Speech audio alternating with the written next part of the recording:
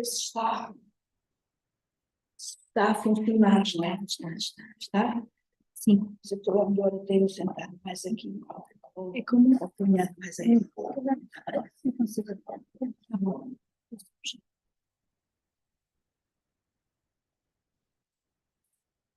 Como é que é? Só que eu vou só abrir já.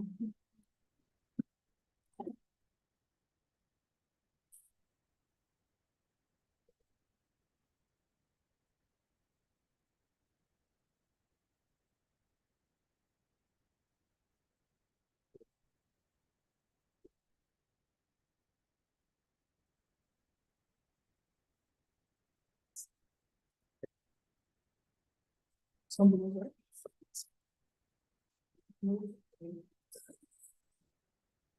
Tá bom. Nem quando quiser.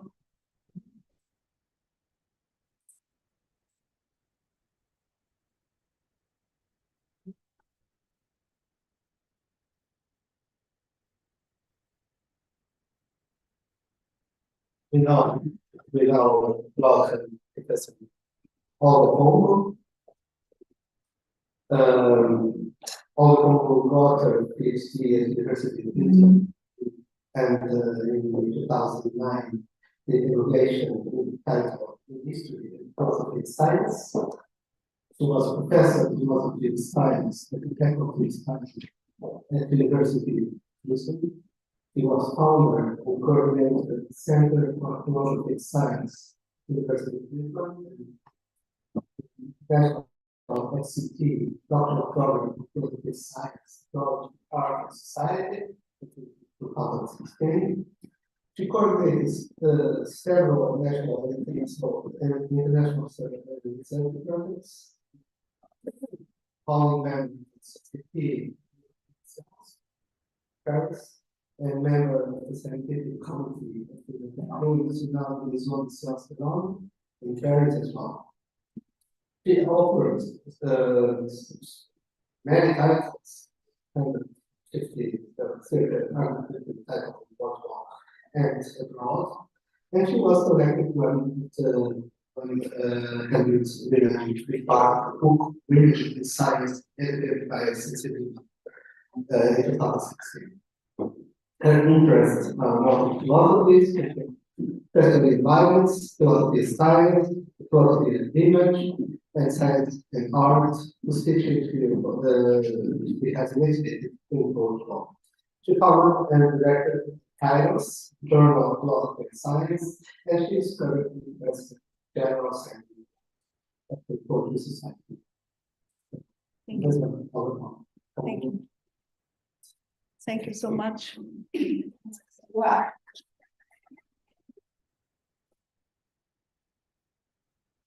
It's a long life. Thank you so much for inviting me. I will try to draw a description of what I see that it is interdisciplinarity. And my claim, I think that all talks should have a claim, should have a thesis. Maybe I am old-fashioned, but for me, if there is no thesis, there is no conference. So my thesis is that interdisciplinarity is above all a cognitive determination of contemporary science. And when I say science, I mean all sciences, from humanities to natural sciences, to mathematics, that is a form of science. So it is important because usually some people think science and only hear natural sciences. I believe that history and psychology and are also sciences. So, and as a philosopher, as a student of philosophy, I think that my job is to describe the present as I see it, and to have some groundings on it. And what I see when we speak about interdisciplinarity, this diversity of words doesn't interest me very much. What interests me is what does it mean? I mean, what is thinking, what is being thinking by the word? The word thinks. what is that is sinking, is being sinking by the word. I don't know if it is in English, it works well. It works to say that the word sinks. Okay. I mean, we have invented the word because we wanted to sink something we did. And we have invented several words, no matter. But because we have invented several words because we don't know exactly what we want to sink. We have an idea, but we don't have a very precise concept. That is different. But so it is I would say, a floating word. One claims inter, another claims pluri. Of course, I tried in my last book, I tried to make a definition, but no matter what, that is not important. What is important is to understand, my point of view, that the word, even if it has been badly treated, banalized, considered as something not deserving any kind of attention. Oh, that is something that people who doesn't want to dedicate to a discipline does.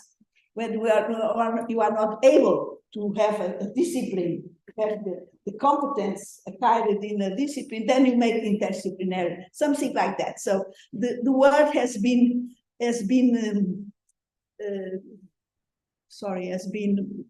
considered as a device. Yeah, something like that. But even though the word continues to exist, and in fact, not only that word, but more words. Now cross. Yesterday we spoke about cross-disciplinary. Okay, I don't mind. So what is it that we are thinking when we speak about interdisciplinarity? The word appeared. So that is my thesis. I will try to demonstrate, to give arguments. The word appeared in May 1968 with the students in Paris as a claim for discussing, for not accepting what they were against were the huge theoretical authoritarian centralized instead they wanted a seminar. Okay. And that was interdisciplinarity, something like that. They were claiming that. And yet, at the same time, there was some other phenomenon. Before them, I believe that things began to change in the 20th century, around the middle of the 20th century. And around that time, there was already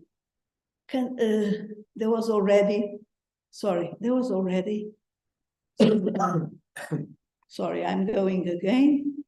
There was already the experience of Wiener in 1948.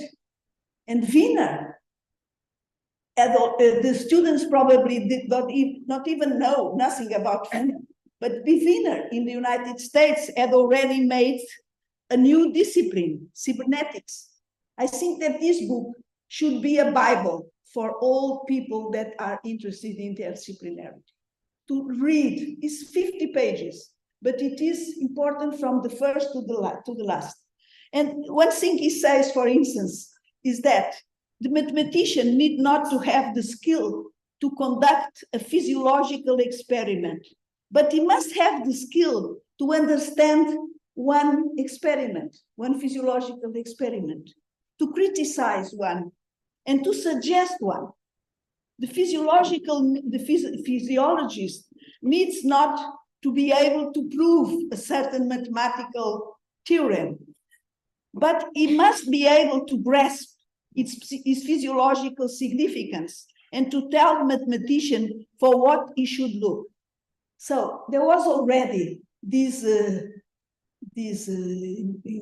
very interesting construction of a new discipline, cybernetics, which we know that was fundamental afterwards. But in that moment, it was someone who decided to do this movement, calling a biologist, a mathematician, a philosopher, a guy from biology, from physiology, and to put them together. And at the same time, there was already Kandinsky. He had already introduced in our world something completely new, and something that really has something to do with what interdisciplinarity is about. I say, for instance, Braque.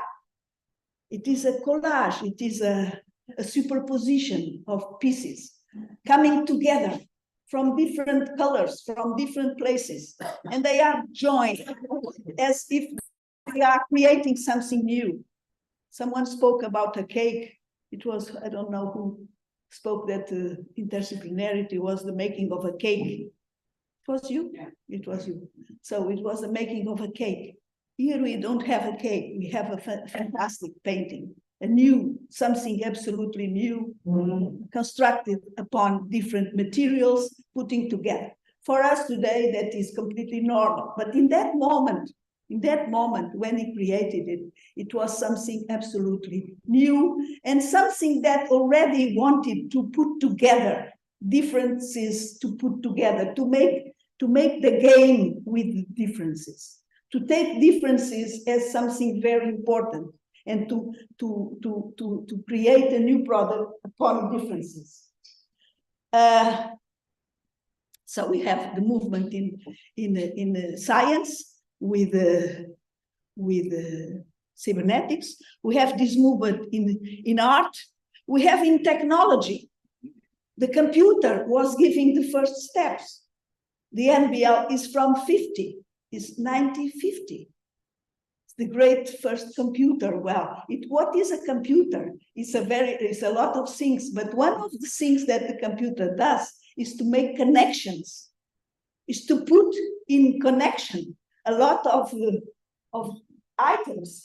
No? That is something that is already connected with this ambience in which interdisciplinarity is about to happen. That is before a little bit before the May 68. And that was internet in 99 and 89 from Tim Berners-Lee. So it is also something that is connected with that, something that happened in the half of the 20th century. That is the interest, the need to put together diverse entities to see how they could manage together. In philosophy, there was Foucault. There is a very nice text from Foucault. The text, there was a fantastic work, but one of the texts I would like to quote is a text called Les Espaces Autres, the other spaces other in English. And in this text, Foucault says something very interesting. He says that the big masters of time, that was Karl Marx for the history of mankind, for Darwin for the history of human species, and not only human, but all the species, and Freud for the history of an individual. The big masters of time were people from the 19th century. But the 20th century, says Foucault, the 20th century, not time, is much more the time of the space, not the time of time, but the time of space. This means that we are in a moment where the world itself, I'm translating, the world is aware of itself less than a great life that is developing through time, but as a réseau that connects the points and crosses them. This is a philosophical text from 67. It's very interesting because the word appeared in 68. But the students could not have read this text because Foucault was in Algeria. And this is a conference he made in Algeria in 67. And 1 year later in Paris, the students cried for interdisciplinarity. You see, for this result, not in the paintings, not in science, but in the university. They wanted to put everybody at the same level, discussing in a room, and not a magistral class as we used before, since the theological times of the medieval age. So there is here some coincidences in that that come to say, that allow me to say that when interdisciplinary was born in a moment where everything, not only in university, not only in science, but also in art, and in philosophy, was understanding was making this transformation.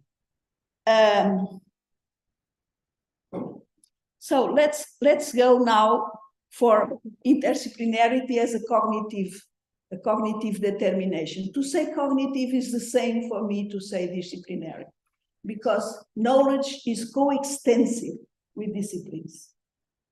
There is a co-naturality between knowledge and discipline. We cannot know outside the discipline. Of course, we should now precise what I mean by discipline, but should have some clarification. But I suppose that you understand what I mean. There is, I would say that the discipline is a cognitive device that is inherent to the phenomena of the cognition.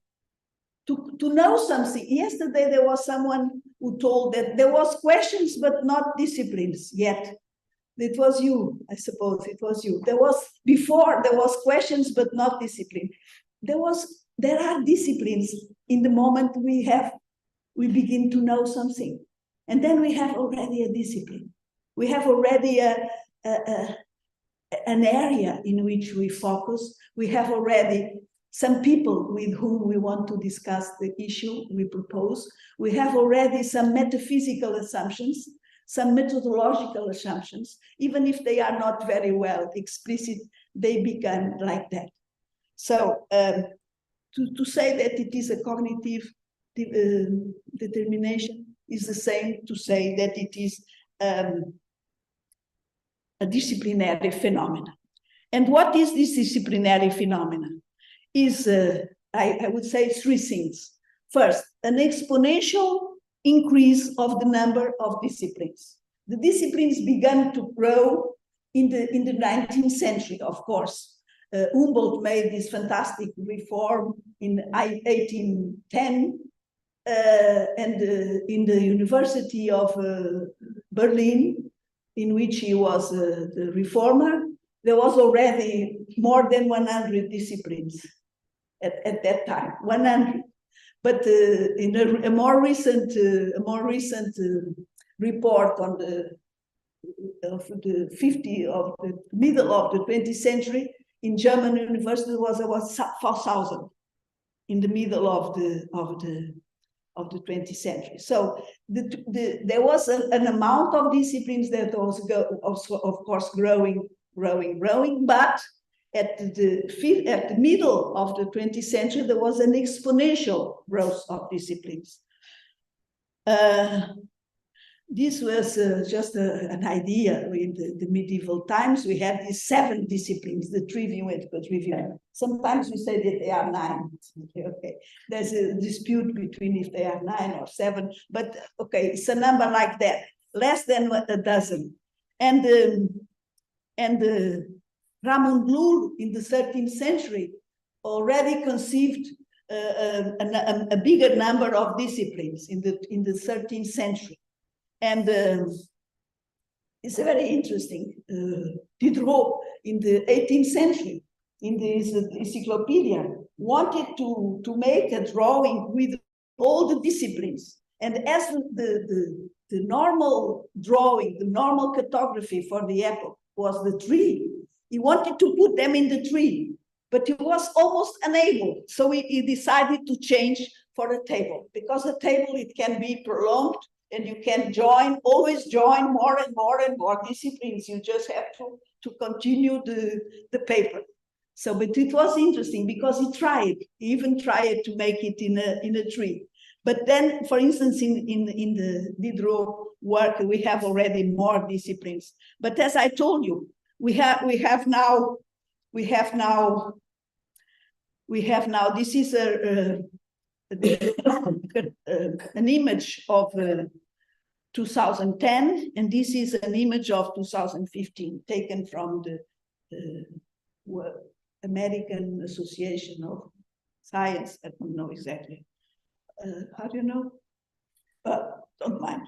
So it is I can give you the afterwards if you want. So it is Wilson, the celebrated Greek biologist, wrote in his last book, physics do not know what is a gene, and the biologists confuse a theory of chords with the chords of the violin. So this is the situation still. However, even if this exists, there are other things that also exist. We have heard in this conference a lot of people speaking about their jobs, their work, and we saw how fine it was, the complexity of disciplines putting together to arrive, for instance, in your case, to arrive to a study of the archaeology of, I don't know why, what.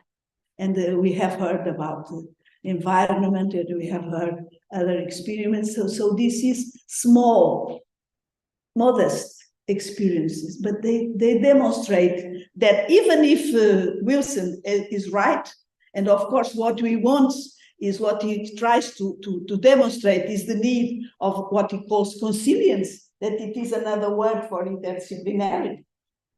That is his aim. However, we have already the work done by many scientists, inclusively by Wilson himself, that connects a lot of disciplines to do the fantastic work that he has done, because he's already there.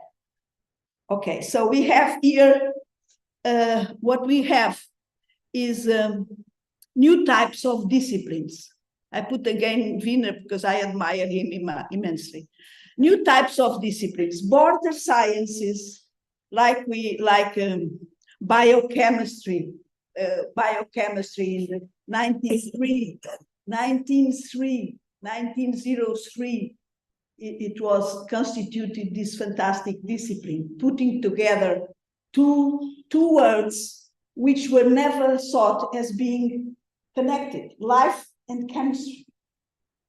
For us, it's absolutely evident, but at that moment it was not. And so this was one of the first big, what I call border sciences. And also the exact and natural sciences together, as biomathematics or a lot of examples. Nature and social science, biosociology, for instance. I created these classifications, but this can be changed. It doesn't matter. What matters is this border science. They put together two disciplines of different areas, because the disciplinary constitution before the middle of the 20th century was done by ramification of a previous discipline. You have chemistry, you have biology, and you have human biology, plant biology, animal biology, and you divide one big discipline in its sub-disciplines. And here we don't have that. We have, if we go, for instance, if we go to this système de Diderot, we are putting together disciplines of different groups, of different families.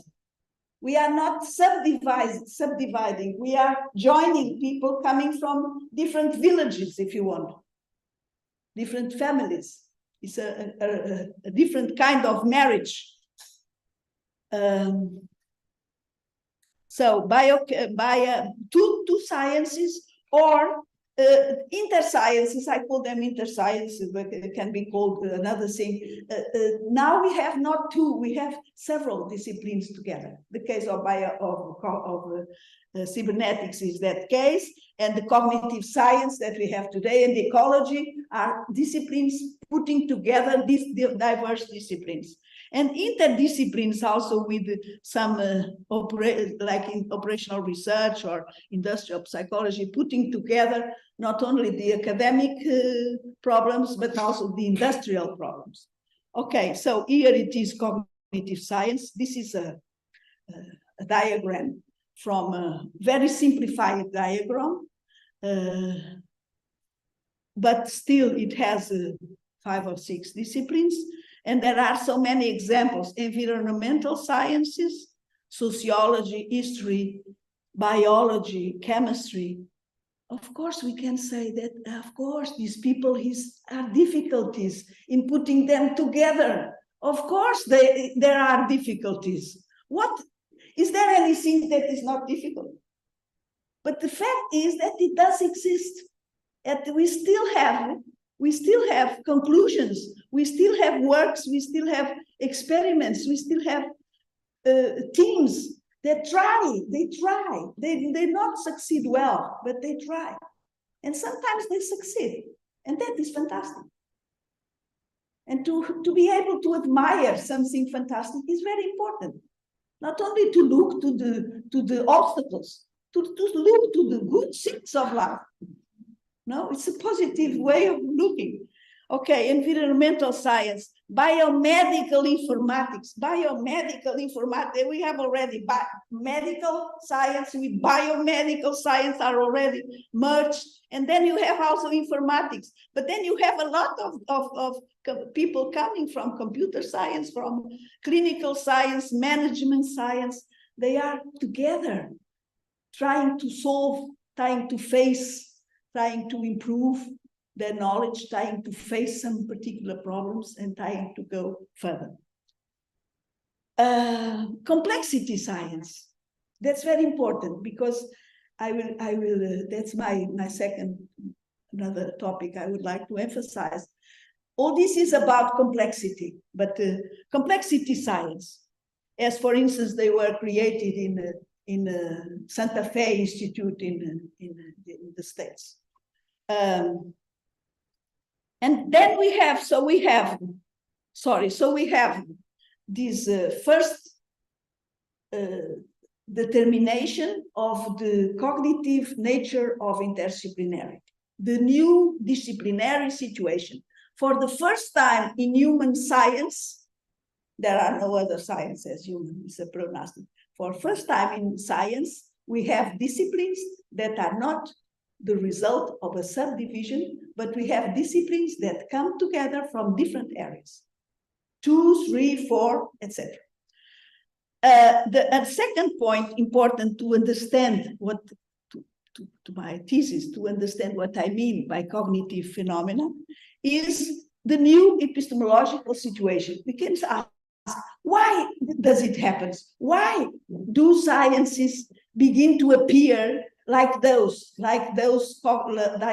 border sciences, intersciences, like those conglomerates of, why does this phenomena happen? And in my point of view, it happened because there is, at the same time, we have a kind of a new epistemological situation that is characterized very simply, I would say. I can speak, I have some work, some books about this, but now I will say it very quickly. Science has changed. It was a science of the simple, aiming to reach the simple, the unique, the last term of an analysis, the division of the work, of the task, of the work in small pieces, to a sciences that aims to reach the complex, that is already aware that the simple doesn't exist. So we have this tremendous change in science. It comes from mathematics, of course, and it comes from physics, of course, and it comes from biology, and it comes from the race of human sciences.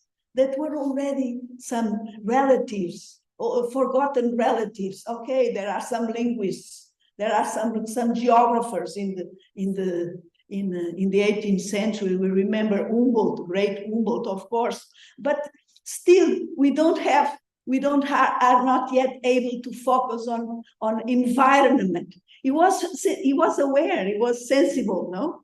As far as I love Humboldt, what I know about him, but he was aware, but still it was not yet able to deal with the complexity of an environment as the people who works on it today understand. So we are in a moment where the big Descartes is getting away.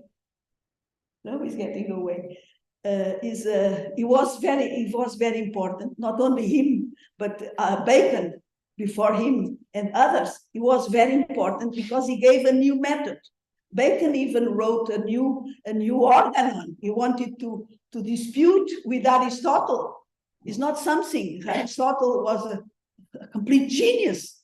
There are not three in all history like Aristotle, maybe. So he was a complete genius. But Bacon wanted to make a new organ, not the Aristotelian organ, but a new organ with a new method. And Descartes came in his favor and established a new method. And the science applied. Descartes was the Vector in this time. Of course, there was still Leibniz, but Leibniz was not very well heard. He wrote in English. Descartes was very clever. He wrote in French. Everybody could read. Of course, he wrote in Latin too. But I said English. I said English instead of Latin. Descartes wrote in Latin, of course, but he wrote in French, and everybody could read. Not only the academics, but also people in general, the scientists that wanted to go further. So everybody read the Discours de la Méthode, and everybody applied. And this was the victory of Descartes. Still, Leibniz was claiming, no, it's not like that. It's not like that. Leibniz was claiming things like that. Each portion of matter is not only infinitable, divisible. He was not an atomist. He was a monadologist. And he said, each portion of matter is infinitely divisible, but as the ancients observed, but it is also actually divisible without end. So there is no atoms. There is no symbol. And he says something even further. He says each part into further parts of which each one has some motion on it. So he said two important things against Descartes, against what we call mechanicism. Mechanicism is the philosophy of Descartes, is the victory of Descartes over science. We make science to reach the simple points because we believe that matter is divisible in simple points, and those simple points are inert. And they only move when they receive an external impulse. You have to give them to give them a first movement for them to begin to move. And Leibniz is saying the contrary. He's saying two different things. First, there is no symbol because matter is actually infinitely divisible. Second, that small portion, the small portion that is a monad, has some motion on it. It has an internal motion. It moves by itself. It is alive. That's what Spinoza was telling the same thing at the same time. You see, there is an endeavor. There is an impulse, a desire. We should say today in our contemporary terms, there is a desire inside. The matter is not inert. It has a strength. It has a motion. It has an impulse. It has life. In the case of Leibniz, it was even life because he was a vitalist. For Leibniz, the great science was not physics, it was biology.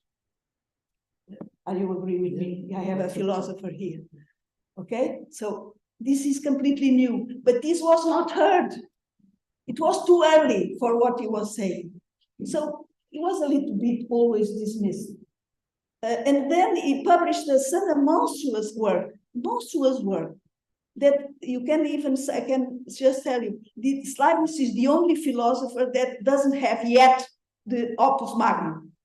The complete works of Leibniz are not yet published. He's the only one. We have all of Aristotle, all of Plato. Plato we lost a lot, but all of Hegel, all of what we want, but we don't have all of Leibniz. And he made the most monstrous work, mostly in several languages, in Latin, in German. Nobody spoke German at the time. In French, yes, he spoke in French. He published in Spanish, but he only published 3 books in his life. He was a modest guy.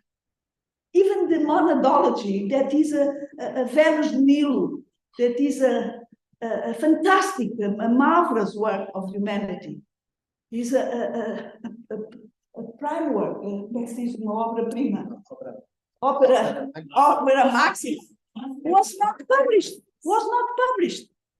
And it was published 150 years before in a translation. He wrote in French, but in a Latin translation, very badly done. So Leibniz was not heard, but Descartes was a thinker. And I think it was necessary for science to do so, because what Leibniz taught us is very important. And still today, if we want to deal with the problem, we have to divide the problem in parts. But today we know that these parts are not the ultimate parts. So we are here faced with a big change. And when we speak about complexity science, and when we speak about the raising of human sciences in the beginning of the 20th century, we are saying the same. We are saying that science has been reductionist, mechanicist, and now science understands that it must open to complexity. That's why it is sociology is possible, that's why economics is possible, that's why psychology is possible, because an individual, for instance, a young boy is a complexity. That's why psychology is possible. And now what happens is very funny, because now it's natural science that are approaching human science. Because human science always existed as, but they have not the mechanisms, they have not the possibility to develop. And now they have. That's why I'm not saying something that I wish. I am analyzing reality. They began at the beginning of the 20th century. So we have, of course, with this transformation, with this epistemological transformation, of course, new practice arrive. I'm not going to go further. New organizational features. Someone spoke today about projects, and yesterday I also spoke about projects. It's very interesting. A research project is something that didn't exist 50 years ago. No, there was the Los Alamos project, was one of the first, but it was proposed by the military and aiming at military purposes. But now we have projects proposed by FCT, by all kinds of European Union and so on. And then we want people come from different disciplines to join together. They have a purpose, a small purpose in time. The money is to spend in 2 years. It's okay. After 2 years, guys go out and they return to their discipline. But they return different, because they return with another openness. And it can even arrive the following. It can even arrive the following situation. We join together and we have done such wonderful work that we now want to continue our work together. And in the end, if it is succeeded, if it is well succeeded, they will constitute a new discipline. The new disciplines sometimes arrive precisely from old projects that were succeeded. And people now are together, they have networks, they put everybody together, they write papers for the journals and so on, and they began to have their own discipline. One day there will be a journal specific for that topic. It was a research project. And that is completely new. It is not departmental. In Portugal, not unhappily, in Portugal, most research centers are just the copy of the departments. You go to a research center in philosophy and you have all people that belongs to the department is there. The richness of these research centers, Seus 20, is because it's not department. You have people here from several departments. Of course, they don't understand, they misunderstand, but they are expressing a new scientific way of doing science, a new way of doing science that one day we hope will give good results. So, new types of disciplines, new organizational features, new methodologies, new heuristics is very important. One of the reasons why people do, one of the main reasons why people do interdisciplinarity is heuristics, because they want to grow. They want to, the science is nothing but knowledge that grows, because personal knowledge, experiential knowledge grows with me, but not with us. And science is a knowledge that grows with us. Is a collective knowledge that grows collectively. Of course, I am old woman, I have a lot of experience, and when I will die, my experience will disappear. But in science, it will not disappear, because in science, there are others who take. So science is a collective work which grows through time. And science needs heuristics to go further. And there are a lot of interesting topics about heuristics. But this new epistemological change provoked, brought with it a lot of new heuristics. I could speak about that, but not problems. And new problems, of course. New problems is very interesting because some of new problems were not new. Of course, there are new problems. For instance, urbanism. For instance, help me. Climate crisis. Well, probably climate change are new problems. I don't know if climate change is just a new problem. There are urgent problems, for instance, urgent problem. Climate change, I would say it is an urgent problem. It's a global problem. We heard this talk about, for instance, of Dr. Ricardo Santos, that it was what do you say? Planetary, global, planetary, huge problems. And these problems cannot be solved by one discipline. Of course not. There are some of these problems who need even people put in different places of Earth, receiving data and putting them together. So it is impossible, but not only because of that, but it is impossible. So global problems, urgent problems, social problems. And when I say social problems, of course, they are complex problems. Of course, violence, war, poverty, and all problems like poverty that are urgent, that are global, that are complex, and that nobody has ever faced. And probably they are also interdisciplinary. And interdisciplinary has to deal. And when we speak about, let us make a project for trying to find some solutions for poverty or for inequality, it is an old problem.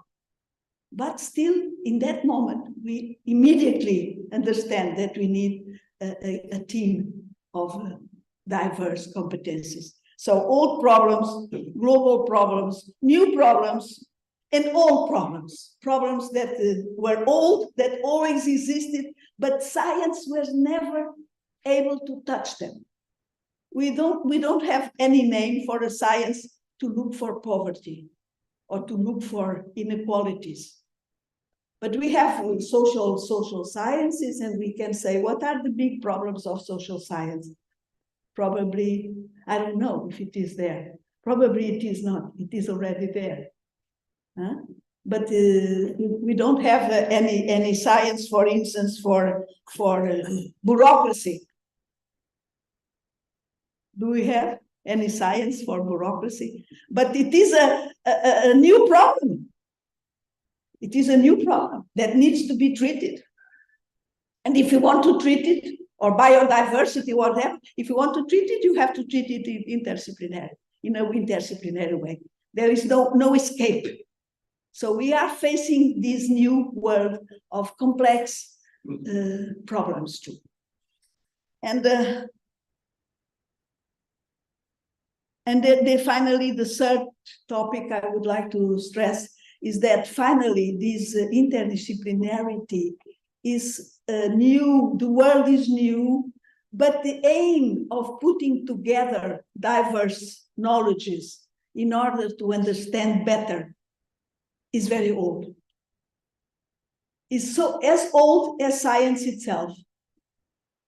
I would say that science is conducted by two movements, precisely the Descartes movement and the Leibnizian movement. The movement that comes that aims to divide and to specialize, to create a speciality that is very important. Otherwise, you don't have some rigor. You don't reduce the bibliography. You don't know the people of the community, the scientific community. That is one point. Very important, speciality, specialization. And the other topic is integration. If there are no integration, there are no science at all.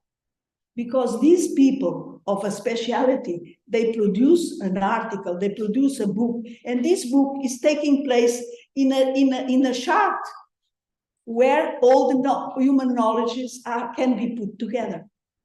So I say what I claim. I have a lot of arguments, but now it's impossible to provide them. But what I say is that another argument for claiming that interdisciplinary is a cognitive phenomenon is to say that interdisciplinary is the contemporary manifestation of unity of science. Unity of science is a Kantian idea. As Kantians explained in the critique of the raison pure, of pure reason, critique of pure reason, we have the three ideas for Kant that are not, we cannot know them. They are not objects of knowledge, but they have a very important role. They are regulatory. They orient our knowledge. Even if we cannot know what the God is, we cannot know. If we could know, there would be no atheists, because everybody would demonstrate the existence of God, as we demonstrated the mathematical topic. So there is no knowledge about God. That's what Kant says. But still, God is an idea that orients, we can say orients, that orients our knowledge. And the same word, we don't know what is world. We cannot know the world in its all. But still, all the natural sciences, they are oriented towards knowledge of the world. So I would say that the unity of science is precisely one of idea like that. I don't dare to say that Kant missed that, but it is an idea of this kind of idea. It is an idea, in a regulatory idea. And I say something like that. Each researcher needs to have in his mind a kind of a cart of all knowledge, in which his research, his or her research, may be located. I am a biologist. I am a chemist. So I belong to this map, and I am located here. I am a geographer. I am located here. I'm not located in your place. So you give such importance to the places. Here it is a very important place, a very important reason for being interested in places. We need this chart. We need to have this huge idea. And that's why people built along the centuries many programs for facilitating, providing, building unity of science. I will not speak of that. That was my PhD dissertation was about that. But what I say now, to be more, it was 5 minutes. Okay, I will end. So what I say is more easily, is not the programs, that is very complicated to say, but the cartographies is visible. Because what I say is that each program of unity of science is connected with one cartography of knowledge. And the cartography of knowledge is a map, is precisely a map, a spatial representation of the relationships between the disciplines. And it is very interesting to look at these representations because the oldest one is the circle. The Greeks and the Roman, this is a representation of the muses, and of course each muses corresponds to a form of knowledge. They inspire knowledge, and they of course they are in circles. They are in circles. And for instance, the medieval, they also sought the trivium quadrivium as a circle, because the circle is the representation of the perfection, of the harmony, and also the representation of eternity. The inner perfection is solid, is compact. It has a center and it is equal everywhere. So it is this image. And this image was still the Ramon Llull Ars Magna, and was still very interesting. The Pantagruel in Rabelais Pantagruel, he was teaching his son, and he said, you must learn. And then he gives a program for learning, and he mentions everything. The poor guy should have the names of the rivers, all languages, all the history of all people. So he has to build a circle, not a circle, a sphere. It's a sphere. The poor guy is looking to what he has to learn, and it is everything, and everything is a sphere.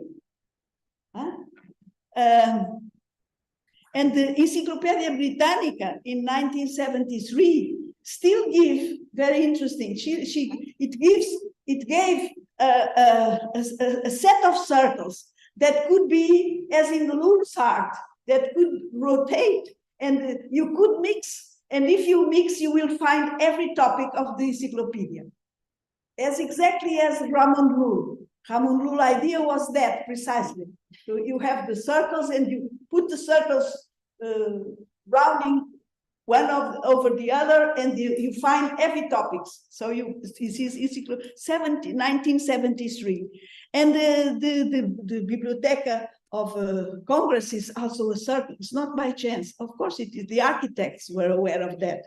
So the cartographies, that cartography began in Greece and is still today important. Then the tree also began in Greece. Everything began in Greece. We have to be aware of that. And the Porphyrios Isagos provides the first tree of knowledge that we have, that we know. And the medieval, again, Ramon Llull, several that are in medieval age, there are several of what they called Margarita Philosophica. That was the tree of knowledge with their disciplines. Disciplines were provided there as precisely as the brain, the message, the brains of the tree. And we still today say it is a brain. That is my brain. My branch. And in the 17th century, again, the attempt of Diderot, and of course our great Darwin tree, the tree of life, the two trees of life of Darwin. That is a very beautiful topic, but we cannot go further. And then the Haeckel, for instance, tree of human race. Then Chomsky, the tree of grammar, the universal grammar tree. And then we can even speak about the computer tree. So the tree is a metaphor for the totality. It began in the medieval, it began with Greece, and it was important in medieval ages. It crosses all the modern times, and it arrives today to the tree of computer. The guys of the computer science, they need the tree too. And even for instance, Maturin and Varela, this book, very recent book, they put the tree of knowledge. The tree of knowledge. They want to understand what knowledge is, and they put a tree. We could say they are medieval because they go to find a tree. Okay, then the following is the table, which is something of the 18th century. Science is considered as a territory. We should have a territory of your own, and you want to enlarge our territory. And a territorial conception of knowledge. I want to conquer another territory. I want to extend my territory, and the table is that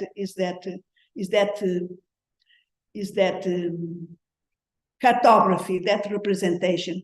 Of course, Mendeleev I put it here. It's not a cartography of knowledge; it is of a specific reality, but it is very interesting because it has the famous black holes, open holes that they put not the name. The same did Diderot. He was some places where there was a future science, but not yet a science. But he knew that a science was needed to put there. The same did Auguste Comte.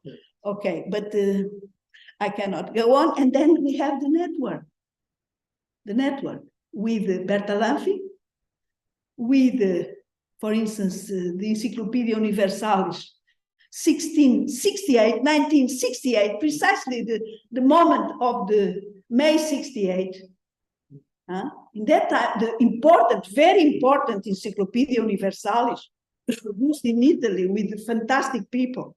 They produced a réseau de connaissances.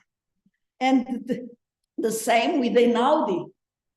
Einaudi, Italian, very important Italian encyclopedia, and they provided this kind of reading zones. If you want to read a subject, probably it will be interesting to read around because things are connected, and they provide already a kind of a possible reading experience around these zones of relation zones.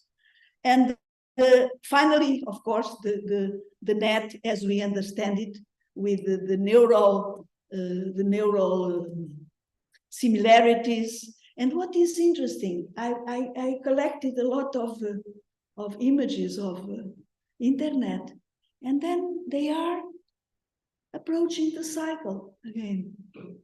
They are approaching the cycle. That one is very recent. It was given to me by a Portuguese who works in the United States. He's a very celebrated young boy. I don't remember his name. Do you remember? Manuel Lima. Yes, Manuel Lima.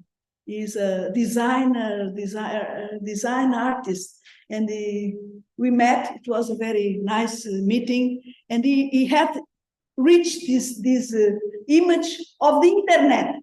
And I was so happy because, you see, it is the internet coming to the circle. Coming to the circle. Okay, I'm finishing. I just want to say something. It was very interesting to hear Vitor Neves saying that interdisciplinarity it was an utopia. And I immediately contested, you remember. But to know, to have knowledge is to have the spirit of contesting. Knowledge is not everybody in agreement. No, it is not. Knowledge is discussion. It has birth, it was born like that, and it's always that. In each discipline, you have discussions, of course, because you have knowledge. So here it is a specific point that you mentioned, it was an utopia. And I remember again of Foucault, and this in the same text, this is Espace Autre. And you know what he speaks about heteropia. Have you heard about the concept? It's a fantastic concept. He says, an heteropia is not an utopia. Let me just tell you, this text was written in 67, I mean 1 year before the May 68, and was published in 1984 for the first time. He didn't want it to publish, but then he accepted to publish in 84, 5 years to follow the Berlin War, and a posthumous edition. It was posthumous in the Écrit in the 1994. That is 2 years after the first public appearance of Internet, which is the relation place for excellence. So we have heteropias, are spaces that are a part of our normal spaces, but they exist. A beach is a place where we go to make a walk or to take a bus, and then we came home. A garden is a place like that. We need gardens. We need to have heteropias, but heteropias, they exist. They are real, but we don't live in them. We just go there. For instance, a cafe. We go to the cafe and take a coffee and read the journal. That is an enormous pleasure. For me, it's a daily pleasure. Okay? So for you too, probably. We go there, we sit, we meet some other thing, something else, and then we return home. And that is an heteropia. And what Foucault understands, and I think it is brilliant, is that we need these spaces. They are real, even if they are not the normal spaces. They are the other spaces. And what I would claim is that interdisciplinarity would be something like that. We go there. We go to the research group.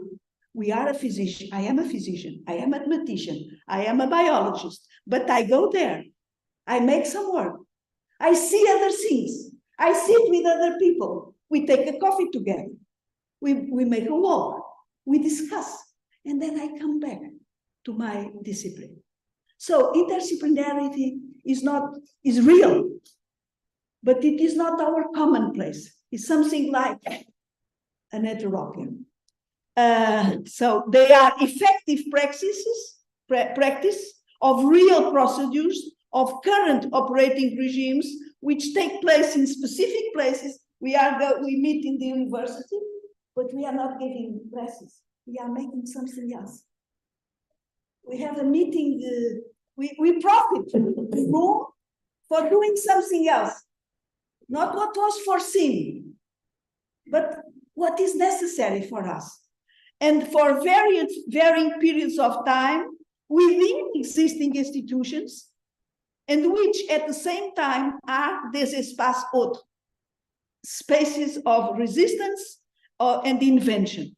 The resistance of the disciplinary, probably we would not resist to be always inside the discipline, unless you are already there. Because if you are not already there, you need to go to make a walk.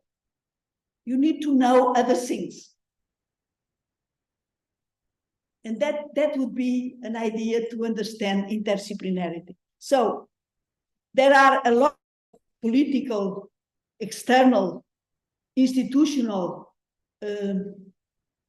problems, problems, obstacles. There are internal obstacles, because we are, as everybody has claimed that we are disciplined inside, in our mind. There are, of course, but we need some virtues. We spoke of some virtues. Openness of mind, curiosity, willingness to learn, respect to the other disciplines, modesty, and capacity to make bridges. We don't need huge bridges. This is a Roman bridge that still exists in Portugal, that was made 2,000 years ago. It's not necessary to have that. We can make a small private bridge within our small scope. That's it. Thank you.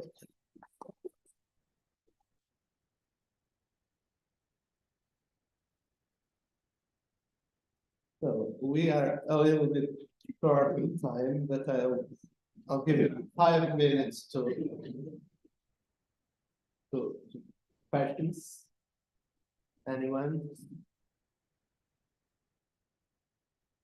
I would have. Yeah, please. No, yes, please. Yeah. There are two simple things, no complex, but simple. I completely agree, Olga, with your idea of what is simple today. So it's necessary to have this interdisciplinary approach to understand the complexity of the situations. And I used to say to when somebody, a colleague, speaks about a complex system, I used to ask him, yes, but what is the simple? Nowadays, of course, as you demonstrated in your exposition. So for me, it's fundamental. The complexity. The complexity is the key. It's the key. And a second commentary about Leibniz. I like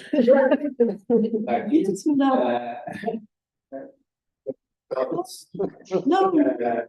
But do you know the relationship exists between Leibniz and Star Wars?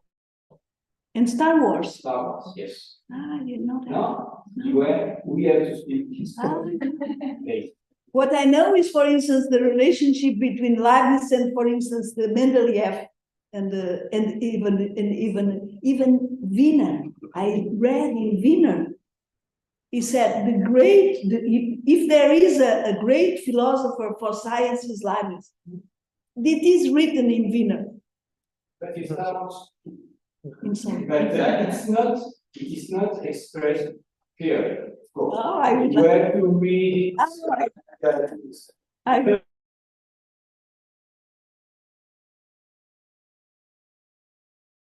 just ask all the you mentioned several times now ended up with the control and we talked a lot about going out of the discipline and in return to change person, at least cognitively. And I was wondering whether we could expand on interdisciplinarity as a way of not necessarily going out of your discipline, but walking through a set of problems that you observe in the world. So I go back to the question. Set of problems that you observe in the world, that it is precisely the reduction, and I'm going to quite it's precisely the reduction is having this disciplinary perspective that allows you to the problem. So you have to immerse yourself in other disciplines. You have to swim. Yeah, of course. The oceans. To swim, that is a nice But then you see problems that your ultra specialized tool can provide. Can you sort of elaborate on that? So it's not necessarily to me that it's a metaphor of going out of the discipline. It's actually immersive in the discipline now. Now we could make a seminar. We could make a seminar reading Foucault, understanding better what he means, and trying to see if this is really operative. This was just something I remember for yesterday because I was suggested by Vitor. It was very clever for you to say so. For me, it was very important. I said, well, let me see what is happening. Probably it's not to go out, because if you are already, for instance, in your case, you are already on development biology. Development biology is already an interdisciplinary discipline in itself, isn't it? Isn't it? Yes, I would say, Yeah. So, interdisciplinary. and sometimes you just need to go to anthropology. You are not an anthropologist, but you need to go to anthropology. And then you come to your discipline again, to your topic, what you are looking for. But that is a vital movement, a heuristic movement even. That's what I am saying. Using this idea of Foucault, that's what I am saying, that you need to go to the border. Sometimes it's not out, it is in the border, because the disciplines have borders, and the borders are exactly the interdisciplinary, where interdisciplinarity is emerging all the time, because what is this? What is this? This is in the border of the discipline. The discipline as a focus, and to use this concept of heterotopy, you could say you go to the border and you return. But to go to the border, you have a look inside the other guys that are doing some work, and you read some papers, and you go to the Encyclopedia of Philosophy, and you see you are looking for Jung, but suddenly you are looking for another guy that is connected with Jung. That is the connection. The word to know is to integrate. To know is not to add. That's why internet is not a teacher. Is not a professor. A professor is not someone who provides information. Information is given by bytes. And knowledge is not given by bytes, it's given by integration. That's why even with internet, we need professors that will be able to provide this framework in which the several integration can be put side by side, integrated, related. Knowledge is to relate, not to add. So you have to look. You have to make this in português espreitar. To take a look. Sometimes it's just to take a look. Other times it's not to take a look. You have to learn. If you understand that what it does is very important, then you have to sit. You have to learn. You have to study. That's what I mean. But you never lose your discipline unless the work is so fascinating, the work is so good that you want to dislocate. And then you are not anymore a biologist, and you are an anthropologist, or you are a bioanthropologist, or whatever. So I would have one question, but I don't. Okay, 2 questions. No. So 5 minutes. My question is very simple. I was wondering about the role of metaphors.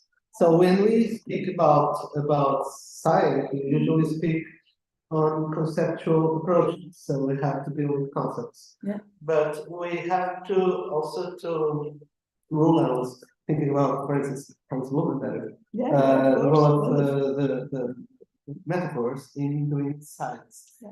Let me just add, when you spoke about Kant, I think there is an example, the text of Kant, which I find really, really amazing. He asked, why is Earth a sphere? In order to have a scientific explanation to the form first, we have to go to physics and to the movements. But I says Kant, I could also say, well, the world is spherical because men have to, people have to meet each other somehow. So the world is round because even if you go to one place or to another, in some place you meet. If the world would be, I hope there is no terraplanists. So if the world, if the world would be flat, it would be impossible. So, and Kant asks, is this a scientific explanation for the form of the earth? Of course, not stricto sensu, but I have the capacity at stake like that, as if. So this is the role of metaphors, and I think this way of thinking is really essential to think this. Yeah, but our language is all Of course. Our language is all metaphors. Even our more precise terms are all metaphors that are sedimented. Yeah. No, we say, for instance, circle. Encyclopedia. Encyclopedia comes from Eucuplios Paideia. No, so it's Eucuplios Paideia. So if you go to the etymology, you find the metaphoric meaning of all language. Yeah.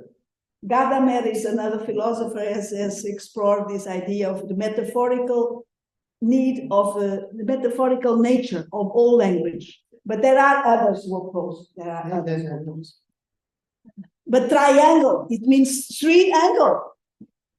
And it is not a metaphor. We mean it is a precise topic of mathematics, the concept of mathematics. But if you look, then you have three angle. Of course, sorry. I understand that we are running out of time, but I have a simple question, which is about your concept of unity of science. Because you said ID is the contemporary manifestation of unity of science.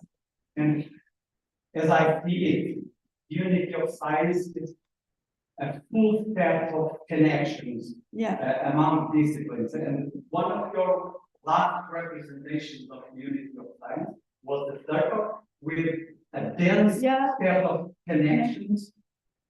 But as an ideal, we would say that if unity of science is the full set of connections, I would say it's unreal. It's impossible. It's just an ideal. It's a regulatory. So my doubt is about, it seems you don't see the unity of science the way I see it. Because if it's the full set of connections, it's unreal. It's something that we won't. It's regulatory. It's not unreal. It's a reality is a very complex concept. It's a possibility. The possible is also real. So in a model logic, the possible is as real as this. But of course, here we have 2 minutes to discuss this issue that is very, very crucial point. For instance, what is real? You understand? We should. And nevertheless, we have to go on speaking, believing that somehow we succeed to understand each other. Of course, when you say real, and I say, sorry. Yes. Okay. I just wanted to add in a metaphor from another culture. Since we're talking about metaphors and value.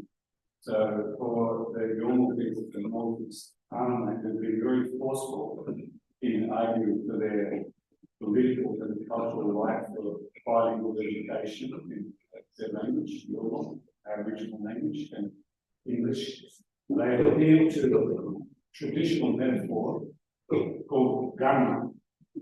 And that's based on the metaphor of freshwater stream and the salt water from the sea.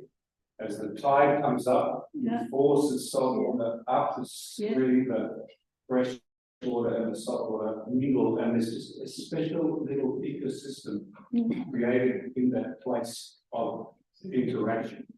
And part of the basically a pedagogical and also political argument that they made is to say this is why we want bilingual education. It's not just to parallel trace tradition and Western thing, but there's additional insights that come from it.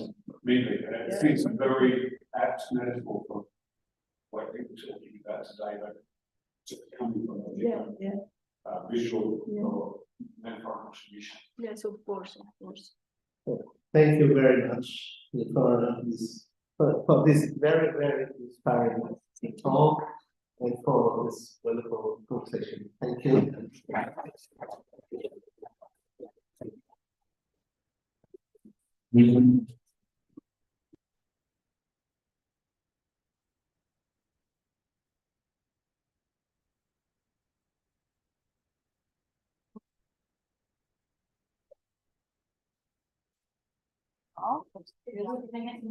This is the What is it? this is the drama. This is a marvelous story. Yeah, it was so inspiring. Okay, thank you. Yeah. I also enjoyed very much your talk. What a precise example. You took the conclusion, because some people doesn't have time. Yeah. Well, actually, the thing that is about this a lot of this. Fantastic work you are doing. Still the beginning of that. The trouble is, there's a lot of this we work with. It's become really fashionable, but it's very shallow. Yeah. I took this topic in the last 30 years. Olha, esse não é o João. For instance, this idea of a rock, because he's talking about utopia. Then I said, I in the very text of that I have chosen to be. I found it. Yeah. It's very nice because you are looking for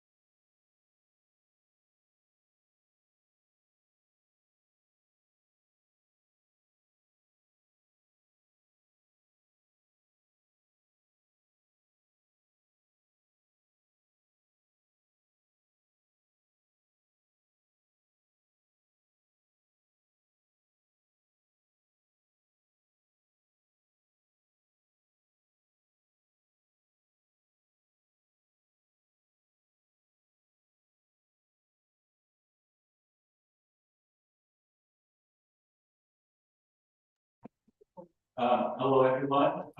Welcome to our last session, the session of the interdisciplinary symposium. The final session, this final session is titled Interdisciplinary Interrogations. And I suppose Jose Oliveira Martins designed this as a kind of round-up wrap-up discussion of the symposium. So I want to thank our speakers, Alain Musset, Claire, Diana Vidal, Georgina Moore, and Oliver Pong. João Teixeira is also here to help me chair this session.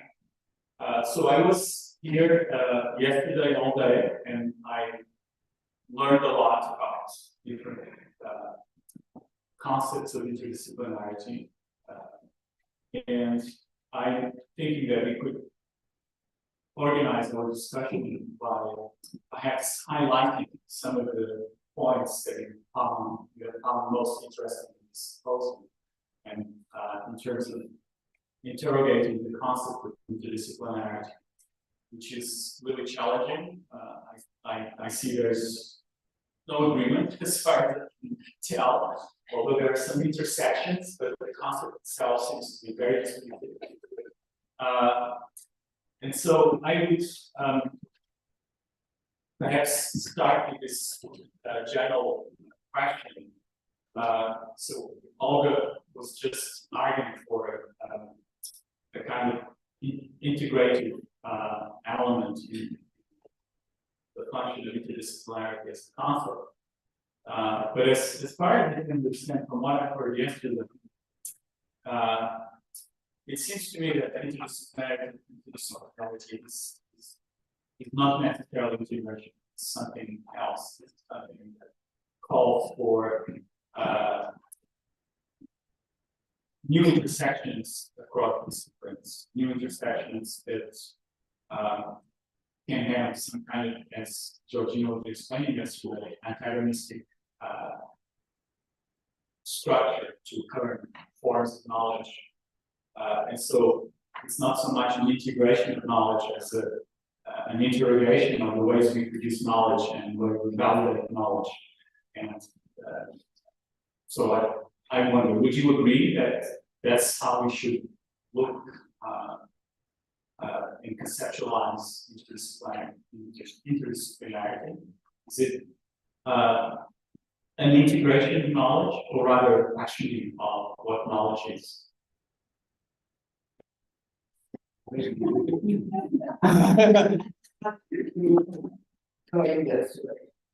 If I miss this, may I also have, yes, sure. Yeah, then maybe we'll pass on that question on to you to discuss, if that's okay.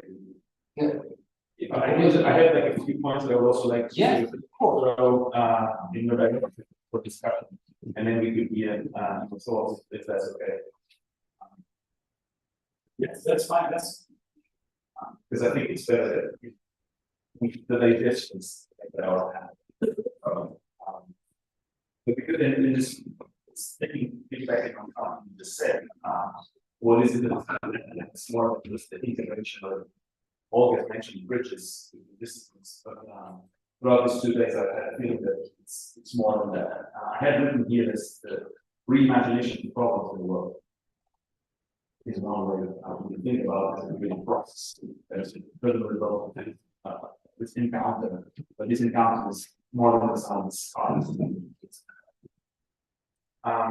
We've also discussed how one of the most challenging things in interdisciplinarity is not just the ways to establish dialogues or to understand necessarily the nuances, disciplinary nuances, but also the conceptual dimension. I'm sorry, please speak to the mic. You know, any opinion now?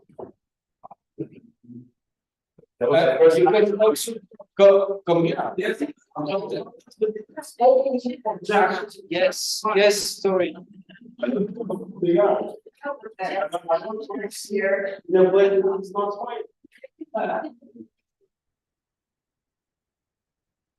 This was the first time somebody accused me of not being loud. There's a guy that is in the wall, you know? So yeah, so we had discussed yesterday about how one of the key challenges is this establishment of dialogue. And sometimes they're not forgive my words, but natural innocent, they occur voluntarily. But it's not only the establishment of those dialogues, but also in understanding these centralizing problems. Talk about language is actually important centralization. But we've also now allowed me to talk a bit. I think that's it's interesting. So talk about the role of disciplines and adaptations in this endeavor, interdisciplinary endeavor. And I have written here as a sort of a question, would you recognize the disciplines that I think I know the answers to those, but would you recognize disciplines as theoretical pillars that sort of sustain what is a little bit more legitimized? Could we conceive of ways that in which reductionism is not just seen as a simply raising our problems, but it would also be instrumental to foster new forms of conceptualization. If we reduce a problem, sometimes we might understand that it's not solved through reductionism. How can reductionism help that way? Even if it's just an understanding of limitations. And then on that same direction, can we talk about complexity and emergence within disciplines? And these spoken forms. And one of the sort of keys sort of metaphor that I'd like to mention is that we have this work on species conservation. We published a couple of years ago. And our approach, it's a perspective piece, and it's trying to problematize how would you go about what should be done in relation to conservation of natural species in their habitats, which is an interdisciplinary complex problem. Wait. So our approach to it was using a highly disciplinary reductionist theory from what we call Humanities. This is the importance of genetic diversity. So this is a reductionist contribution to the problem. And what we say is, it doesn't really matter. It's not to say that you shouldn't preserve diversity. It's not to say what the action should be. It's giving a very specialized answer to a problem. Not to the problem should be conserved species, whatever species you conserve, but if you take into consideration very disciplinary. So what I'm trying to get to is again trying to be contrary, trying to poke here. Can we talk about reductionism as an important as well? Of the new centralizations, even if it's science telling us about limits of So I have another question that adds to the other one, which is I was particularly intrigued by the research projects that Georgine described yesterday, and they really seem to be groundbreaking. They're providing connections across fields. And the question I had that I've been asked yesterday was the way we build these links, the way we go outside the boundaries of certain methodologies and theories, is it completely idiosyncratic, or can we find some kind of methodology that we can describe as interdisciplinary? So is it possible, or is it just a single researcher or a single research team that goes out and finds tools and the connections and links to disciplines in some idiosyncratic way that provides new insights and solves new problems, as what I was saying. So, how is there an interdisciplinary method?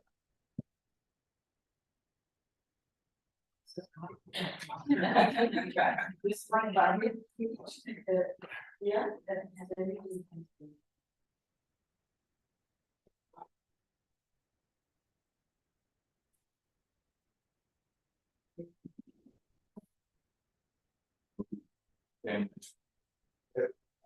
thank you very much for the question. And but first of all, I'd like to thank all the participants for their expositions and presentations. I have to confess that after 2 days, more the day of our work as members of the advisory board, I feel very tired. Really like living dead. But it was really very interesting. But for this question about interdisciplinarity, I think that one thing is very important for me for beginning. What kind of interdisciplinarity are we talking about?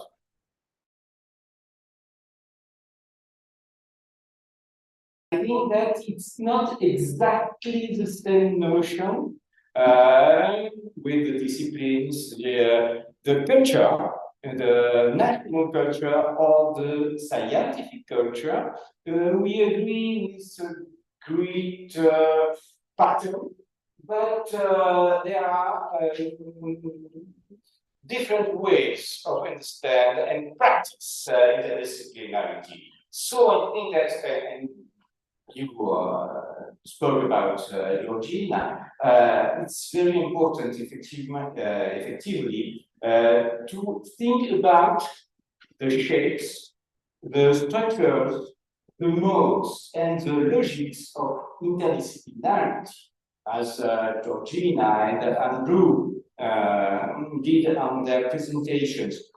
We could also go back to the ideas of Balinius or Wallerstein, who have thought about the possibility of transcend the existing disciplines. It's, I think we have to know what is it exactly interdisciplinarity. And something struck me is the fact that we have spoken a lot about interdisciplinarity as a word, a concept, and an approach to understand the world. But we have spoken very little about other options that seem to be similar, but are quite different. For instance, pluridisciplinarity, cross-disciplinarity, or transdisciplinarity, for instance. Or whether Olga spoke about border sciences, inter-sciences, interdisciplines in this keynote today. But transdisciplinarity, what is it in relation with interdisciplinarity? Georgina again spoke about the necessity of, I quote, my notes, 25 pages of notes. I got the necessity to transcend the bases of specific disciplines. It's a form of transdisciplinarity to transcend. I think Tanya evoked the possibility, of the possibility of transdisciplinary arts. So transdisciplinarity is always in the focus. And Ricardo, Ricardo Sellers and focused his presentation on transdisciplinarity. He was the first one, I think, to use the word and the notion in this symposium in an holistical and ontological approach. So I think we have to speak about that, this notion. Nevertheless, and as far as I'm concerned, as a geographer, human geographer, urban geographer, critical geographer, historical geographer, etc., etc., because there are a lot of communities of geographers, and we can belong to different communities. I think that transdisciplinarity implies an overcoming or an erasing of disciplines that may prove utopian, I think. And they use controversial notion of utopia used by Victor Navas in his contribution. But I think that we have to be clear about the word and the notion. So I don't know what you think about this.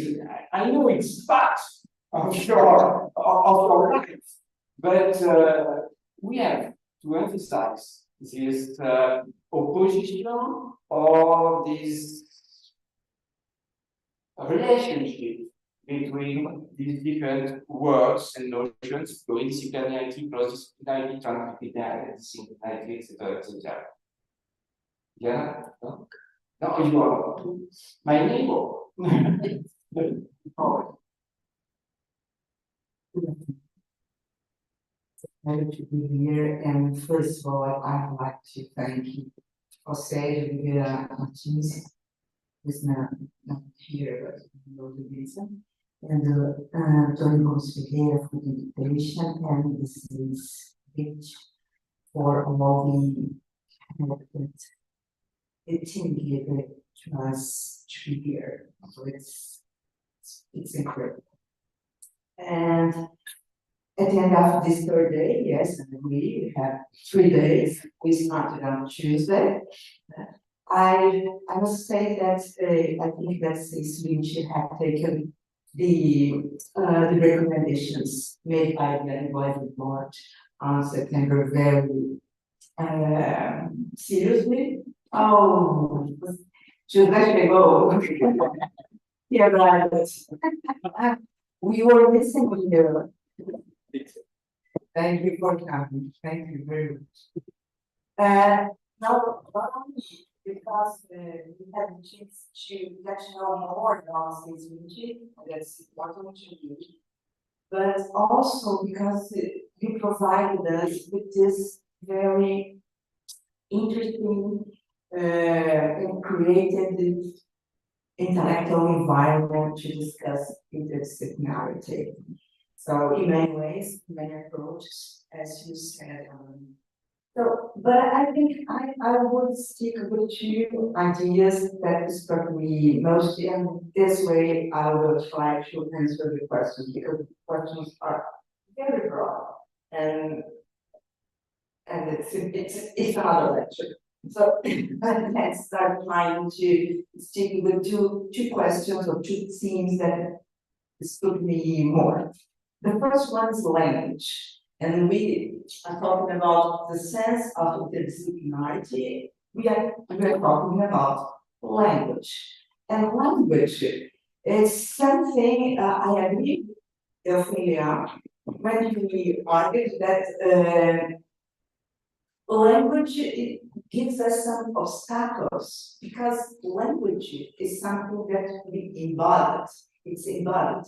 So language has to do with our culture, has to do with our society, has to do with our territory. Yeah, whether it's academic territory, physical territory, has to do with the way we were created and the way we were trained. If we were trained, I was trained to be a historian. So I have some guidelines in my head about what is to be a historian, what's not to be historian. So language is something that we are struggling all the time, and we have to develop international or interdisciplinary research, I think we have to overcome or to deal with these cultural aspects of the concepts. And in this case, I'm basing on the reflection of Michel Foucault, and instead of concepts, he prefers to use historical categories. And I agree with this because I think all the so-called concepts, they are, as a matter of fact, historical categories. As a matter of fact, as we get more knowledge about something, we rephrase it or we create a new word. So, and this historical categories, they have to do with representation, time, and space. So these categories have to be contextualized so we can understand them. And this led me to about at least two conclusions. The first one is more significant, that what makes sense to a community doesn't apply necessarily to another. And the second one is that translation, and this, I think that's our problem, always lacks something. So the original idea is a little bit distorted because not only the words don't keep the same meaning, but also because the way we put the words in the phrase are different. And now I'm quoting Carlo Ginzburg when he says that we write as we think. So when we change the phrasing, we change the way we build the knowledge. So change the message in a way. So interdisciplinary projects are not only about putting together research from various scientific fields, but mainly, again, that I agree with Olga, to bridge the obstacles, to create, created by language and experiences in the fields. In some way, as Georgina has argued. And this question is not only a question of one matter of language, but it's a matter of politics. And I was excited when I saw your slide on and politics, and you didn't go further with me, because it seems that the debate between disciplinary and interdisciplinarity approach to subjects and are directly related with the power relations within scientific fields. Some fields are more disciplinary, other fields are more interdisciplinary. I come from education. Education is an interdisciplinary field. I work with history of education, which makes me understand the history and education, but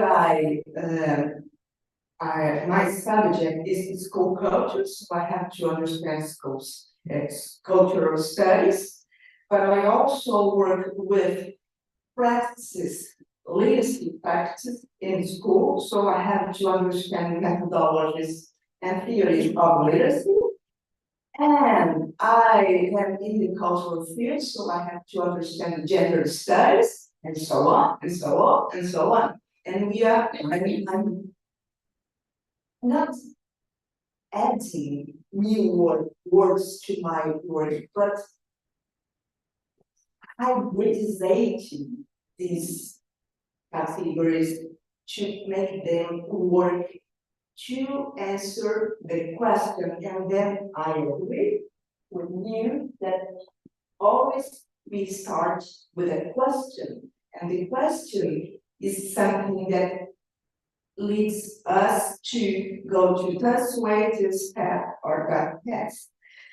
So it's true that when disciplinary fields began to create new specialities, it challenged the new specialities, challenged the hierarchical organization of the field. So it happens within a field. It's not so problematic, but when it deals with, when we expand the field and start to flirt with another fields, we challenge the balance. That's not an even balance, it's an even balance between the power relations of the power relations between or among the fields. Because yes, we not only have power relations within a field, but we have power relations among the fields, and that's another thing. So I don't know, being a historian of education is somehow less important than being astrophysics. Or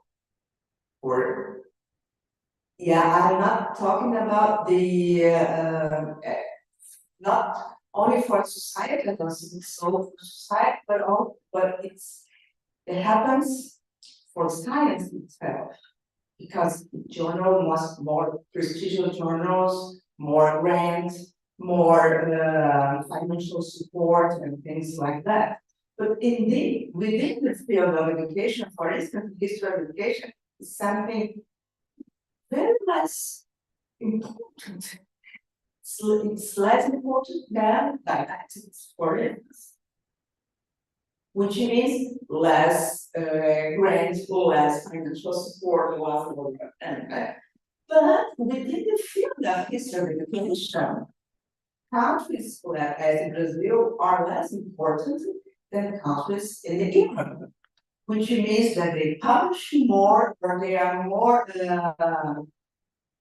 how can I say that, more or more visible in the field than researchers from Brazil, which means less opportunity to publish in some highlight important journals. So, and that it's not only about we can dig a little bit and it's not only a geopolitical problem, but it's also regarding to race, ethnics, and gender, and we can go on. So academic politics is something very important when we discuss this kind of matter, and we cannot forget about this. So the problem is not the science. I agree with Paula. The problem is the scientists. And let me just finish, because I've been thinking too much. I agree with Alan. We did not explore the other we did not deeply explore other expressions that are related to interdisciplinarity as transdisciplinarity, and just to be productive, and I like to be productive. When we talk about interdisciplinarity, maybe sometimes we are talking about the between disciplines. But when we are talking about transdisciplinarity, we are somehow embracing the borders and transcending the disciplines. Maybe the discussion is more of transdisciplinarity than interdisciplinarity. And I'll stop here. Thank you.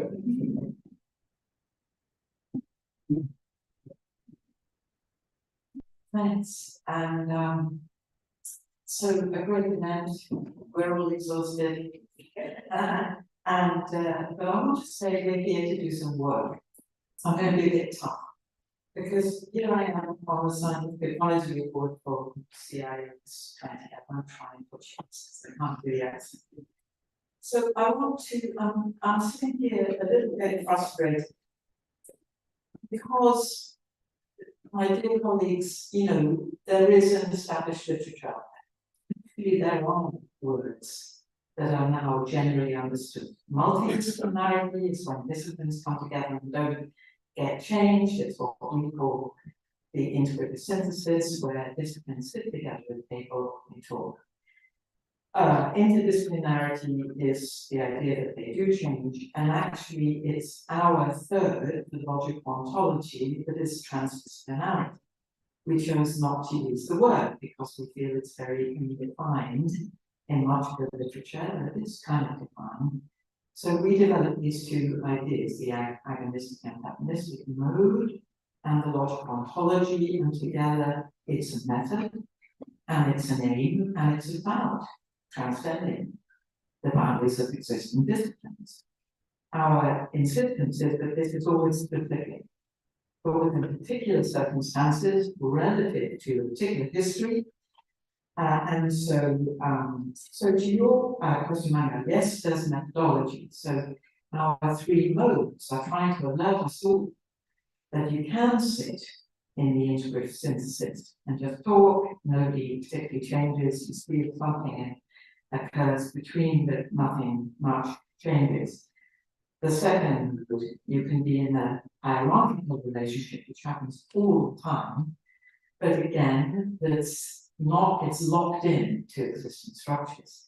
When using Chantal Mouffe, we start to think about this agonist model, the idea is that things are deep, not superficial, often takes a sustained period of engagement, and everybody is changed somehow. That's the ideal typical method, which we link to the logical ontology, to making transformations in epistemology and ontology of a given field. Let's jump to, I mean, my example in dry, but it's such a great one. I want to take your word. Because if I understand it, the whole point, and remember, there's always a problem. The problem that you're addressing in your work is genetics and its relationship to the explanation of deep historical change, and where culture and history have to come in. And Nick spoke about this too, with language in there, and we've all chatted. And you made explicit, there's always a politics of knowledge here. I've mentioned Chantal Mouffe. It's eugenics, folks, right? It's an attempt to get beyond a terrible, a huge problem in the history of knowledge, which is racist thought, right? And that's what your work is, not no small part, noted by. It's enormously important for all of us, but it's also intellectually, intrinsically important, right? You know, despite whatever politics, it's also in it hugely significant because the bio, the cultural, lots of very reductive, I know about something really recently, cultural evolution of thought, buys into a neo-Darwinian paradigm work. So, you know, these are really major issues. We take this from for lots of people, the European framework. There's always, you know, there are often these driving things. Take art science. By the way, there's a body of work on art science. We've written a lot on art science. It's in the book. People should read it. Why is art science interesting? Because there's a long history of art being brought in that subordinate role to science.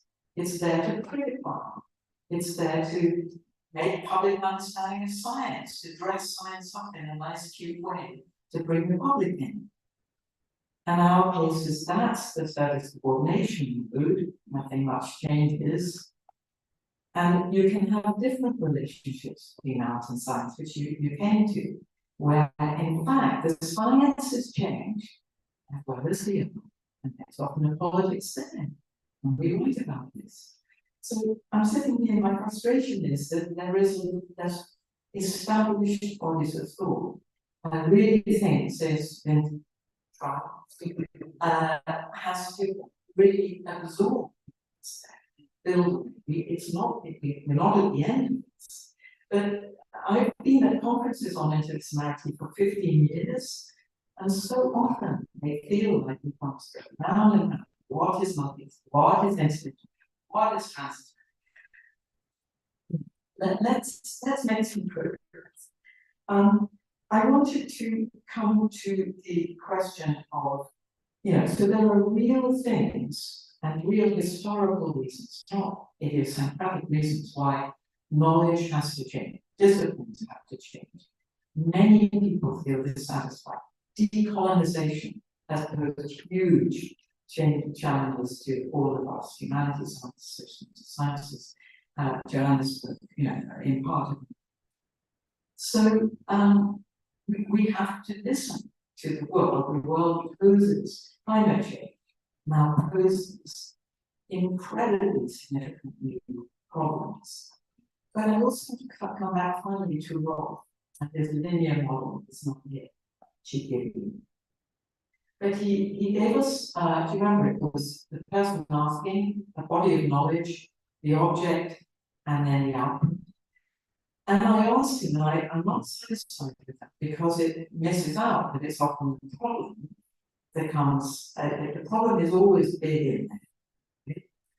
And so what I don't like about the linear model is that in fact the problem and the body of disciplinary knowledge brought to it, it's that relationship where the challenge comes, the problems are thrown out, because the object exceeds the existing bounds of disciplinary knowledge, so they have to change. So I mean, again, we have a methodology. So now, the problems, this goes way in the literature, systematic problems in the world that exceed our existing structures of cut up knowledge are really, they pose the epistemological problems, the ontological challenges that disciplinary change, transdisciplinarity, interdisciplinarity respond to. We need that sort of mobile, oscillatory understanding of the relationship between the problem and the structure of knowledge and how they nudge each other along. That's what I call it. I call it post-positive simplicity. We can have a different name for it. So I think, the reimagination of problems is always in dialogue with the reimagination of the framework that we bring to it. And it couldn't be otherwise. And it's that dialectic, that relationship which is emotional. So sorry for sounding a bit sort of table banging, but I mean this sort of reinventing the wheel would be a sad thing to do, because we have a lot of understandings out there, which the whole, I think, the point for change partly is to help us go further by the reflexive understanding of what we're doing, adding to this and pushing this along. And to do that, we all kind of have to settle on some things, in order to break them, in order to go further. Till you settle on some things conceptually, it's really hard to say that that's inadequate. In fact, we need to rethink that. That's how things progress in my world. So, politics of knowledge, dissent. By the way, those disciplines I'm not going to speak about because you can better than me. I'll talk about anthropology again. Internally, it seems interdisciplinary, but they never speak to each other. Physical anthropology, social anthropology, cultural anthropology, linguistic anthropology, material culture. In my department, which I've come back to after 35 years of travels, there is 4 groups, and they never talk. And it's completely weird, So one of the things that happen when we have an interdisciplinary discipline is things become more rigid, more locked. And it takes, conversations elsewhere to break that sort of matrix. Thank you.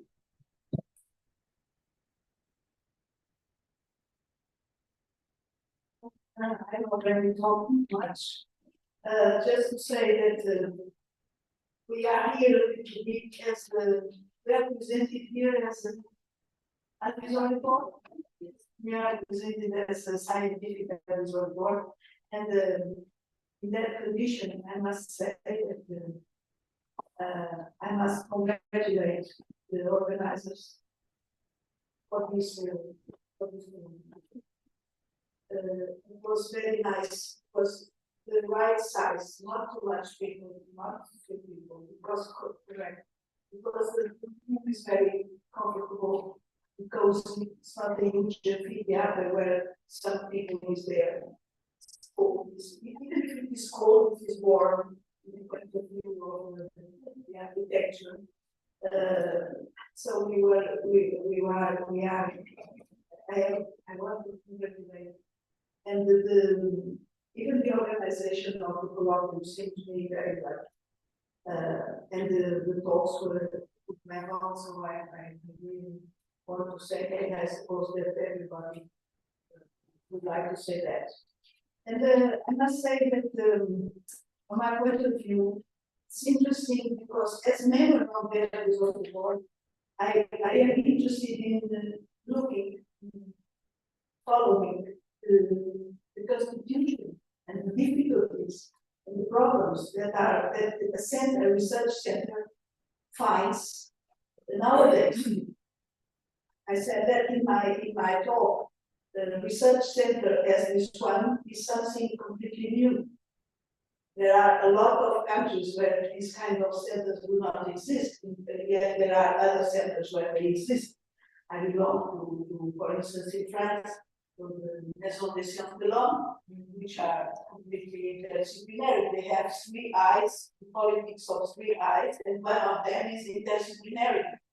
And I organized with other colleagues in Paris a colloquium on interdisciplinarity with people of the diverse Maison des Sciences de l'Homme and the France. So there are countries where this exists, but this is quite the case. And as a member of that historical board, and as someone who has dedicated a lot of time of my life in looking towards interdisciplinarity, it's very interesting for me to follow what is happening.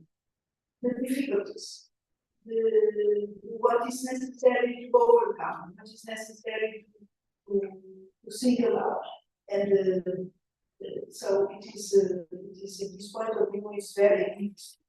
The center is organized with people of diverse departments in the University of Coimbra. I think there are other universities too. So people coming from diverse places. Diverse disciplinary backgrounds, of course,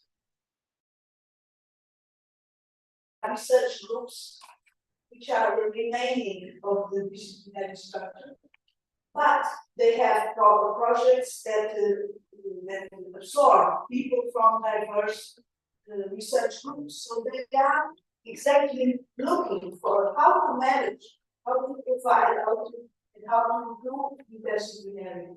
What is the structure? So this is something that is being invented. That's why I think that interdisciplinary is not a matter. It's something that is being invented. Yet. It's something that is happening. That's why I found the idea of ethnography so interesting. It's real. It exists. But yet, it is not well determined. It is yet to be invented. And people are all over looking for how to do it, how to manage, how to present it, how to even the vocabulary. We are not mathematicians. Mathematicians have a great, they are a special science, and probably the oldest, they are the oldest science, and they are probably the most rigorous science because they define their terms at the beginning. You cannot do mathematics without defining what is a number, what is a geometrical figure, what is a triangle. And the definition you can give can separate different mathematics. When when someone came and said the sum of the angles of the triangle are not 180 degrees. The triangle is not a geometrical figure with the internal angles of 180. It is another definition which Siquet was completely Siquet. When the parallels were defined in the fifth postulate of Euclides, parallels were that they never find each other in the infinite. But the geometries of the end of the 19th century come and say, no, they will coincide. They will coincide. So, and when they define the parallels in another way, it's a very small distance, difference. Things were completely different. So mathematics has a very fortunate situation. That's why mathematics is very easy to teach.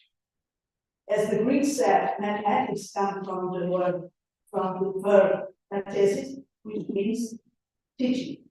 What can be taught? This is exactly in Greek what can be taught. Mathematics is the most easy method to teach, and it was the first. And it is the first with children. We still need to teach them mathematics, of course, a precise language, of course. So, but in our field, we cannot do that. We have to accept what the Neuer called a very interesting economist, fantastic economist called Otto Neuer. And he was one of the members of the positivist group in the beginning of the 20th century. He died some 6 days before the end of the Second World War. And he said, we live in a boat where we are obliged to change the boat without having the opportunity to find a port in which we could change the material. We have to be in the middle of the ocean, changing our boat. Sometime after the boat is completely new, but we never reach a position in which we could begin from zero. Let's remake the boat. We are like that in language. We have words that whose meaning we don't know exactly what they are. But with these words, we are constructing our knowledge. And we are improving.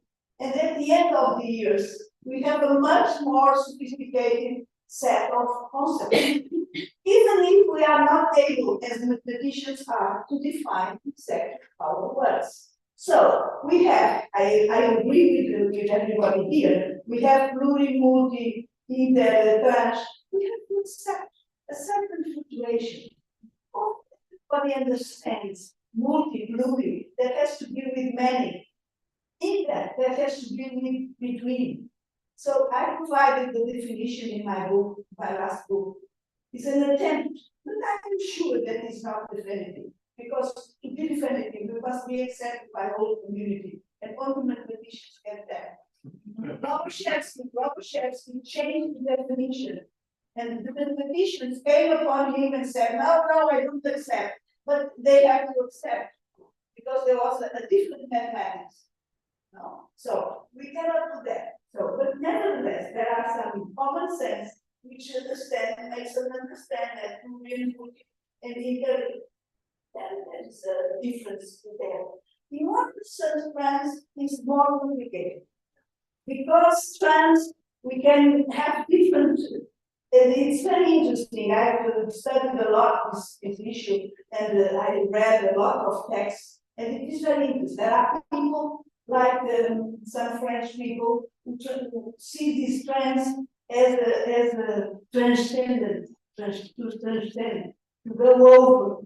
Reach something more that is behind disciplines. So the transdisciplinarity would be the end of disciplines, when we get an holistic view which has already the God's knowledge, to be the God's knowledge. That's what we see that it is possible. The God's knowledge. And there are people who makes this kind of book. I don't remember at this moment the name, but it will come in a moment. And other people, for instance, Ricardo was there, Ricardo Santos, he was using interdisciplinary because he wanted the transdisciplinary, because he wanted to put inside what we call the stakeholders, different stakeholders, not only academic, but also other stakeholders. So he called it disciplinary, transdisciplinary because of that. Some people use this transdisciplinary because of arts, because then you give a gem. You are not only concerned with sciences, but you are also concerned with arts. And you understand that arts must be put at the same level as science. They are not inferior, on the contrary, maybe they are superior. So they should be considered in parallel. I was the first professor of arts, philosophy, of science and art in Portugal. I created the discipline in my faculty. I was professor in philosophy of science, and when in a moment of my life I created the discipline science and art many years ago. And I had a very important project in that area and so on. But just now, it is a possibility to use transdisciplinarity to say that it's not only science, but it is also other things. And so it is for instance art.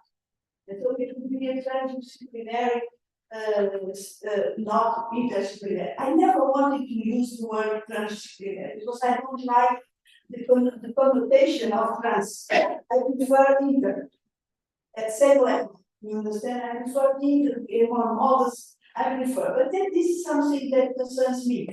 But for instance, Ricardo, he defines at the beginning of his paper, he has defined interdisciplinary, so we understand. Because fortunately, our mind is a very huge and very powerful computer.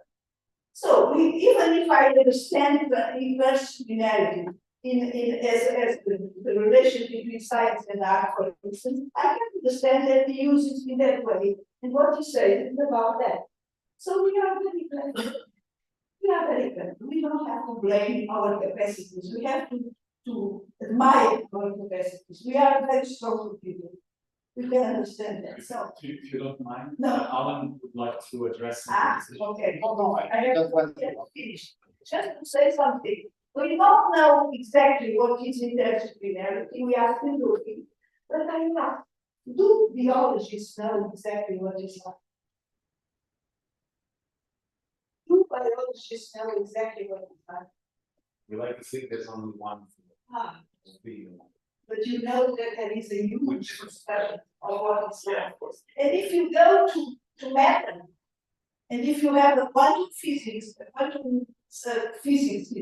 and the Newtonian one, or Einstein one, you don't have the same definition of that. No, quite different.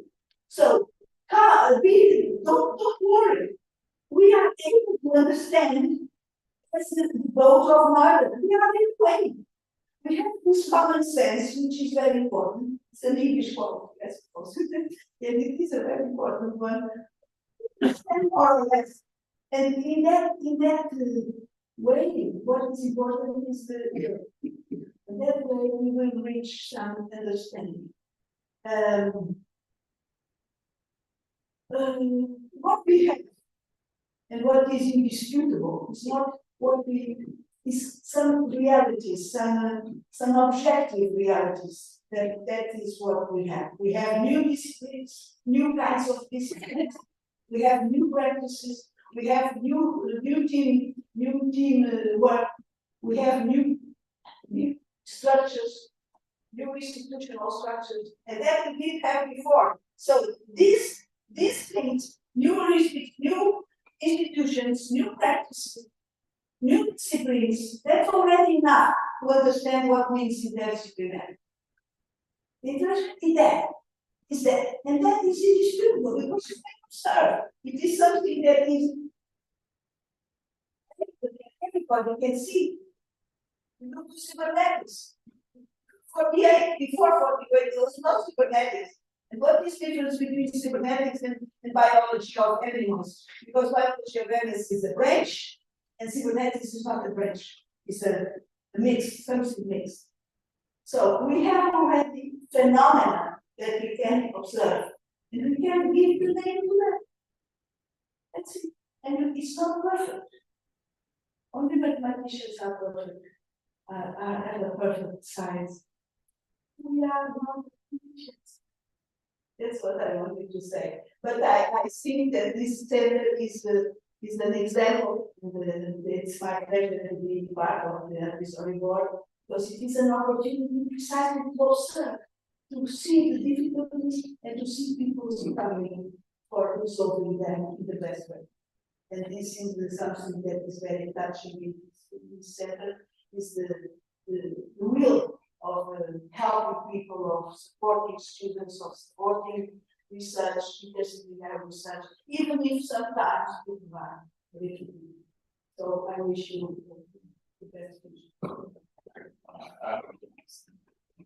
I think Alan wants to say something, and then we'll press the mic to the coordinator, and then we'll have maybe for candidates or questions.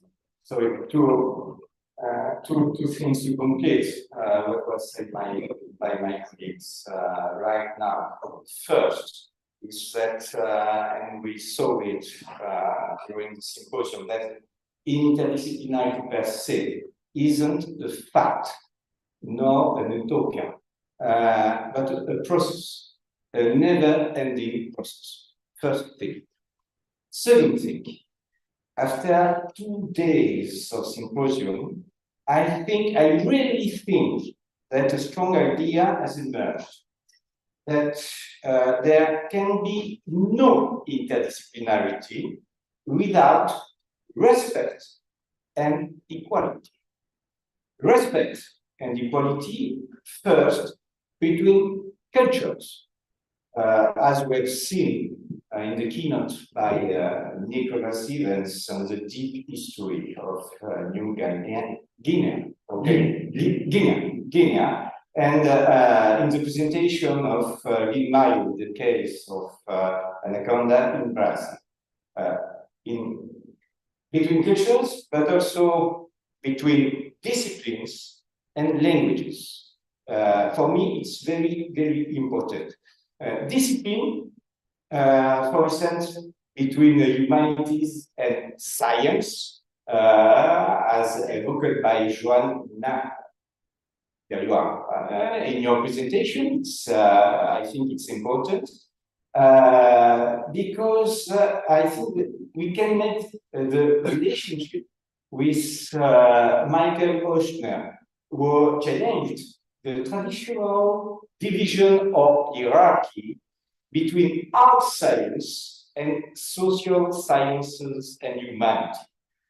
On one hand, we have rational, the objective explanation, truth, I quote, and on the other hand, argument, subjective, interpretation, belief. There is a hierarchy. And in this connection, as fan of science fiction, I'd like to recall the amusing story of Asimov in the Great Cycle of Foundation.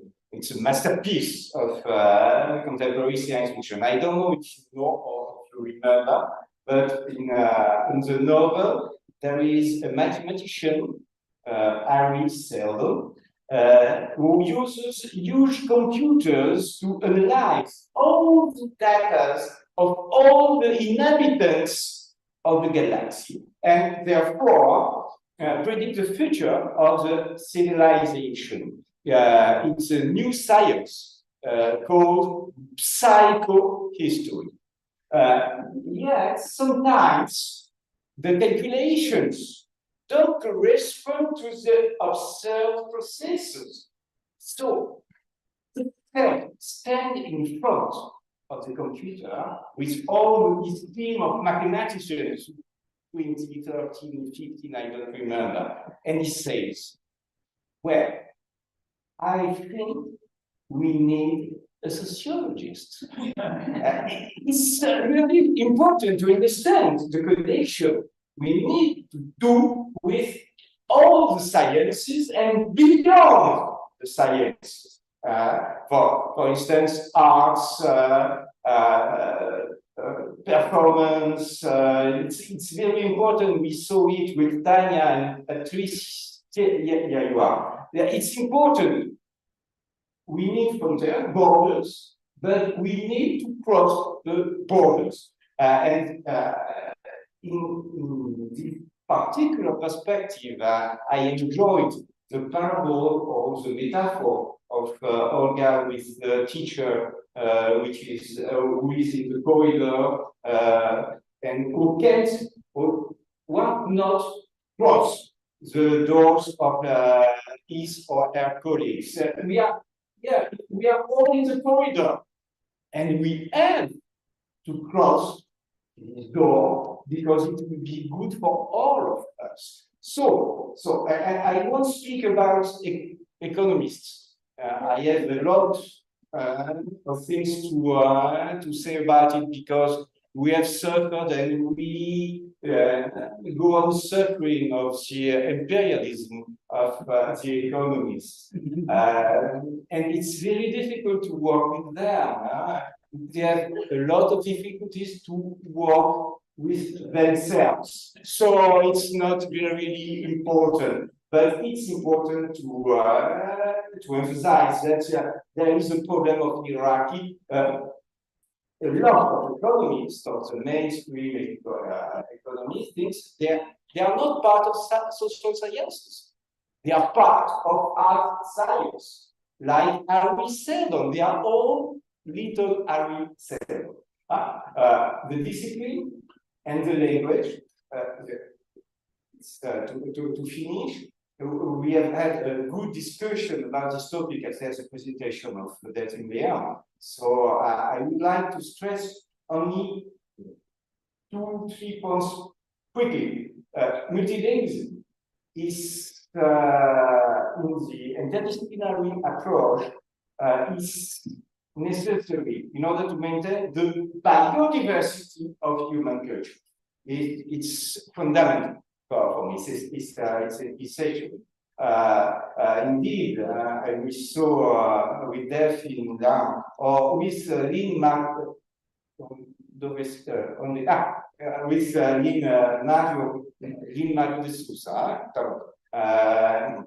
or Nicolas Vance, that language is not only the expression of an ideology, but it is an ideology by itself. And it's very important. And I'd like to remember the reflections of Jean-Jacques Rousseau about language in Émile ou l'éducation, Émile or the education. He said the language shapes our thoughts. Our thoughts shape the world we are living in and give it sense and signification. So it's very important in order to share really what we are, to be something or someone different, we have to respect all the languages. I'm sorry to say it today, but what about the symposium? All in English, lingua franca or language of the global empire? I have my doubts about it, of course, but, and I think with that, I'd like to remember that many years ago, 40 years, 30 years ago, international congresses or symposiums were organized with the help of a simultaneous translation. The problem that it is now too expensive in the new neoliberal academic world. That's all.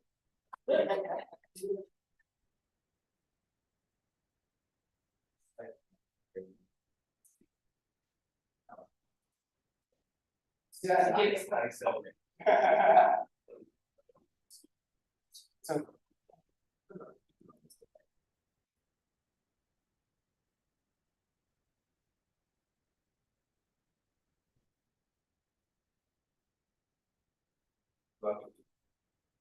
Thank you very much. I'm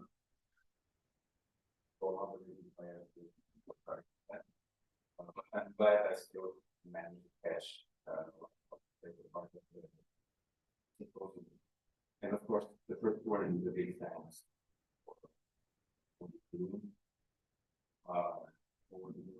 are helping us think through. And we'd like you to know that we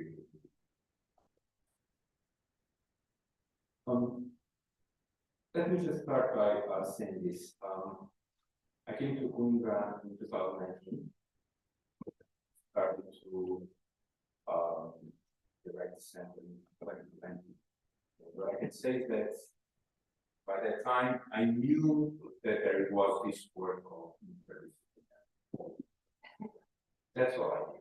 Then I came out to think, I found out that the word that I already did, music theory, was already interdisciplinary. I work with history and mathematics and computation. I realized those already doing it. But one of the things, the reason I'm saying this is that, and that ties in the motivation for this conference is I started to read about interdisciplinarity as a subject, not as a practice, but as a subject. And I realized, oh my goodness, there's a huge literature. I had no idea. And I started to speak with colleagues. I said, yeah, I think there is, but. And so we felt that if we are a center for interdisciplinary studies, we really need to know what's going on. And so I shared some of your frustrations, which are also ours. And so the reason for this symposium is exactly that. So to let our colleagues, to let our community know how do you address interdisciplinarity as a subject? Because without that, you can do it as I was doing it and knowing it. But if you know the literature and we're making sure that's starting to be a reality within the center, the hope is that you do it better, you do it more consciously, your times.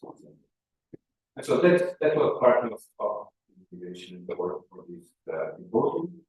And it's something that we would like to keep as the regular. The focus is always interdisciplinarity. We are the general umbrella, but the focus might change.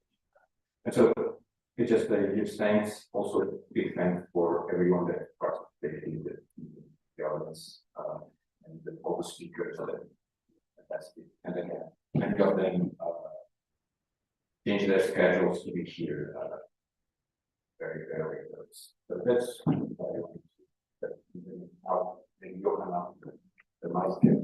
okay, we are slightly late. I think we have 10 minutes. So if we have questions or comments that you want to address to the panel, please just let us know. Yeah, hi. I totally agree with both Regina, Olga, and it's this question of language or typology is both annoying and necessary. There is a big literature, I believe Julie talked about yesterday, that is inexcusable for people who say that they practice disciplinarity and not know what they're talking about. And say that I've been to conferences recently where everyone is embracing it, but they do it in a very weak way. Like Ray Miller talks about weak interdisciplinarity, that's lip service versus something that is very deep, right? And I think what she says is that the reason why we always return to this question of definition is because it always has to be localized. And contextualized, right? So here we are in Coimbra, and so we're trying to localize the practice here. And I think that is why we've been having this discussion, even though some of us don't have, and let's go on and go beyond, right? And I think part of it too, the question of transdisciplinarity, is that there are different currents, so there are different communities. So if you talk about the French school, you're talking about Barbaresque. That's right. Those are, I'm talking about ontologies in the third middle, and I don't know where you go with that. I mean, I sort of, right? And then you talk about the Swiss school, the Germanic speaking people, and they're the ones that have the grants and the transsexual report, you know, and the different stakeholders, and politicians, and the academics, and the voters, and indigenous people, and we're all talking about climate change and big money, the big corporations, the big grant agencies are all behind trans. But that is very different than how the word, I think, was originally used in 1972 at the OECD conference, and then for a long time it was about concepts or theories that moved or transferred disciplines, like Marxist theory or Freudian theory, right? And now you have the California school, right, which is Alfonso Montori, which he talks about creative inquiry. So thinking about disciplinarity of an individual, and the inquiry is always part of the inquiry. That's his thing. And then I just wanted to name the Brazilians. I don't know, there's a book coming out. But they do not speak sustainability. They asked me to do the blurb, and I'm like, but I'm not environmentalist. You know, so I think that is why it's such a debate about transdisciplinarity, because different currents or different schools, right? And then finally, the one thing that going to Diana's point of that there's no concepts of historical categories. That a little bit, because the one we didn't hear about today is Nika Ball. And there's a strong Dutch school interdisciplinarity, by the way, but she talks about traveling concepts. And she says that is the leading methodology of the humanities. So if you think about the concept, you think of resilience, which really started as a, but it relates to, I think, the notion of historical category. It began in biology, then it traveled to psychology, it traveled to education, right? So the traveling could be historically determined, right? Yeah. So I think maybe that goes to part of what you're saying, that the concept of the categories is always historical, it doesn't last, which goes back to the circle of that thing about the categories. But I'll go back to Olga's point in her new book, and you talk about where interdisciplinary work is done. I think you say it's done in between disciplines. Maybe I'm misquoting, right? So I think that is what this means. Yeah. And you can say that point, John, I'm misquoting. Even if you don't know exactly what it is to be, but that's what you. Yeah, that is where it begins. I think that is what you said. Yeah. Thank you. Thank you. Any other comments or questions? Yeah, all yes, they are all okay. I'm inviting Professor Ron and There's no space there. yes, we are beginning out. Now there's a lot of stuff. So thank you very much. I want to thank our advisory board.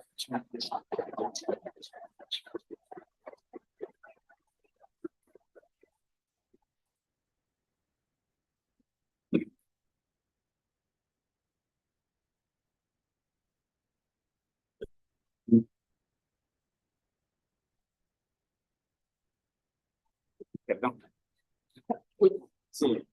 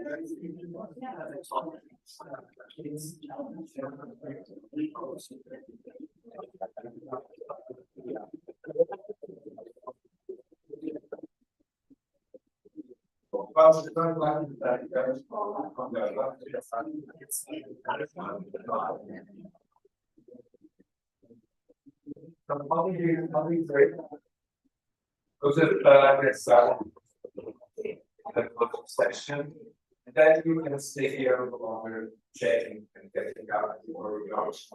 But some of you need to go, and so well, it has been a really immense pleasure and real to have this first winter on interdisciplinary knowledge, humanity, science, and culture. It is our intention to make this as a regular event, as I said, and we are trying to position ourselves as a sector to be also part of this global discussion on what interdisciplinary is, how it's done, and how can we find our voice in it. There was a lot that was said about interdisciplinarity here in these last 2 days, not all in the same direction, which is part of the spirit of it. I heard it was an utopia, and then they said, well, it starts with the discipline. Someone said, no, it starts with the problems. And I think it doesn't start with either. I think it starts with an itch. Interdisciplinary that starts with an itch. It starts with something, this is not right. There's something there. And so we as a center, we want to create the conditions for itches. That's what we do.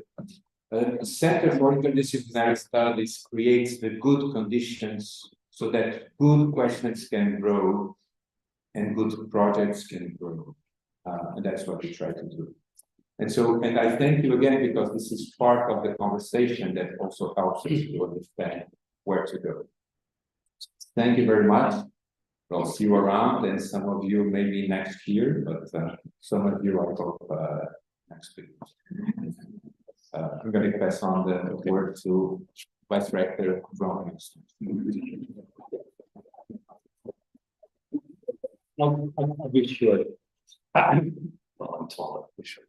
Anyway, I don't care where it starts. I know where it has to end. It has to end in a proposal for a research center at the minimum. And the research center that has to have a good evaluation.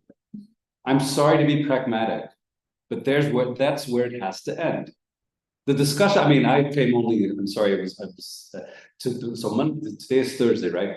Monday was robots, Tuesday was cancer, Wednesday was aging, and Thursday was interdisciplinary research. So that's my life now. There you go. And I guess I ended with the right foot because tomorrow's a holiday, and luckily we won't have to. I won't have to open. No, actually, I have to come here for a delegation of space people because in China it is not a holiday, and they are coming tomorrow. Sorry. So I will be here. So that's my point.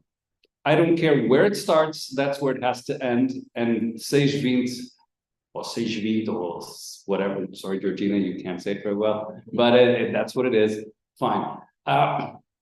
Discussion that I heard here this afternoon, I mean, I'd like to say I do interdisciplinary research, but I won't even vouch that here on this audience because I'll be killed probably.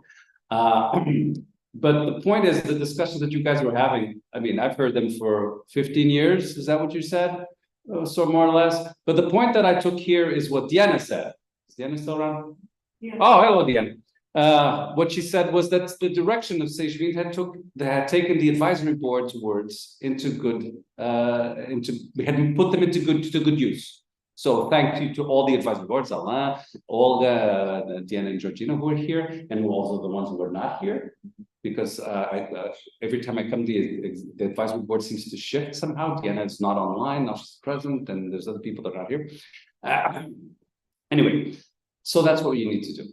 I just came back from Brussels, meeting at a high-level seminar, and one of the people that was there was an DRC boss person. I did not put in a cunha. Sorry. So she was there, and she was very adamant that we needed to separate programs and blah blah blah. And I told her, "You're horrible at judging interdisciplinary proposals." And she says, "Yes, true. We are terrible at doing that." And that's the leader of the people in charge of evaluating ERCs. So that tells you how hard it can be here. And she wants one thing. The point that I made her was, you want triathletes, but you have a panel for runners, a panel for swimmers, and a panel for cyclists. How the hell does that work? Yeah, we haven't been able to do that. So that's something we need you guys need to think about in terms of forming a focus proposal and moving this forward. As vice director, I will not micromanage centers. That's not my job. I will not tell you what your research strategy is. I will explain what interdisciplinarity is. God, no. That's your job. And I will judge the results. That's what I have to do. And I hope to, I'm sure you're on the right path because what I heard here today calmed me up. But that's what we need to do. The other thing that we need to be aware of is that we live in a world. If we did not live in the world, and if somebody said the problem was scientists, well, people in general is the problem. If there were no people, this would be so easy, but it would not be fun. I mean, Alain would have no job, for example, just to quote one person, right? Nobody would be here. So the panel to evaluate the impact of the programs of the European Commission, I don't know if you saw that, it came out yesterday, it was announced a few weeks ago. Is headed by our former minister, Manuel Leitor. He is going to judge how the programs worked. Now, if you know Manuel Leitor, and if you saw how he acted in Portugal, for those who don't know, he's all about economy-driven, job creation, and these sorts of issues that we're discussing here are, I would say, I won't say minor, because he would pay lip service to them, as somebody said. So I think it was Jardine as well. Who said that people would pay lip service to that. But that's the world, unfortunately, that's a reality we have to deal with. And we have to be aware of that. I mean, we can contest it all we want. And don't ask, for example, I'm in charge of the University of Coimbra, I'm in charge of rankings. Don't ask me what I think about rankings, university rankings. People won't like the answer, but I can't give it now, right? I also can't tell people what I think about publishing houses and how they, what the publication strategies are, because I have to deal with them. Anyway, never mind. But that's what we have to do. We have to do the best possible thing in situations that are often not easy. The point is what? What do we need? We need good people. Since people are the problem, they can also be the solution, right? And you have good people on both sides of the table. I mean, I looked up your CVs online, so sorry about that. So I know you have good people. I know you have people that are willing to talk, and somebody else also said here, the problem is not only talking, is listening. A lot of people talk very well, but they don't listen. It's very annoying. And you can't slap them around. I mean, you can metaphorically, I guess. So do as much slapping metaphorically as you need. Ask for whatever help you need from your advisory board. I think you'll get it. And form a great proposal. And congratulations for organizing these sorts of things. But now it's time to move forward. Form a great proposal. And put CESB firmly into this discussion in the 21st century and beyond. And that's what I want for the center. That's what I want for all centers in the University of Coimbra. It won't happen for everybody, but that's what we should aim for. Utopia, it's what we aim for. And if we don't make it, we did the best we could. And that's it. So have a wonderful weekend. I will be here all week. Sunday is not, space people will still continue here on Sunday. Anyway, so have a wonderful weekend. Have a great continuation of these discussions, which are endless. Endless. But, I mean, there's another biologist, at least one more biologist here. I'm also a biologist. Yeah, Olga may ask the question, how do you define life? Yeah, we're still trying to figure it out. What are viruses, for example? That's the key point, right? So, but I don't need to define life to make an anti-COVID vaccine based on RNA, messenger RNA, right? That's my point. So you don't need to know you don't need to know exactly, you don't have to agree everybody on what interdisciplinary is to make a great interdisciplinary proposal for a research center. That's my point. And go do it. Have fun. Cheers. Bye-bye. That's it.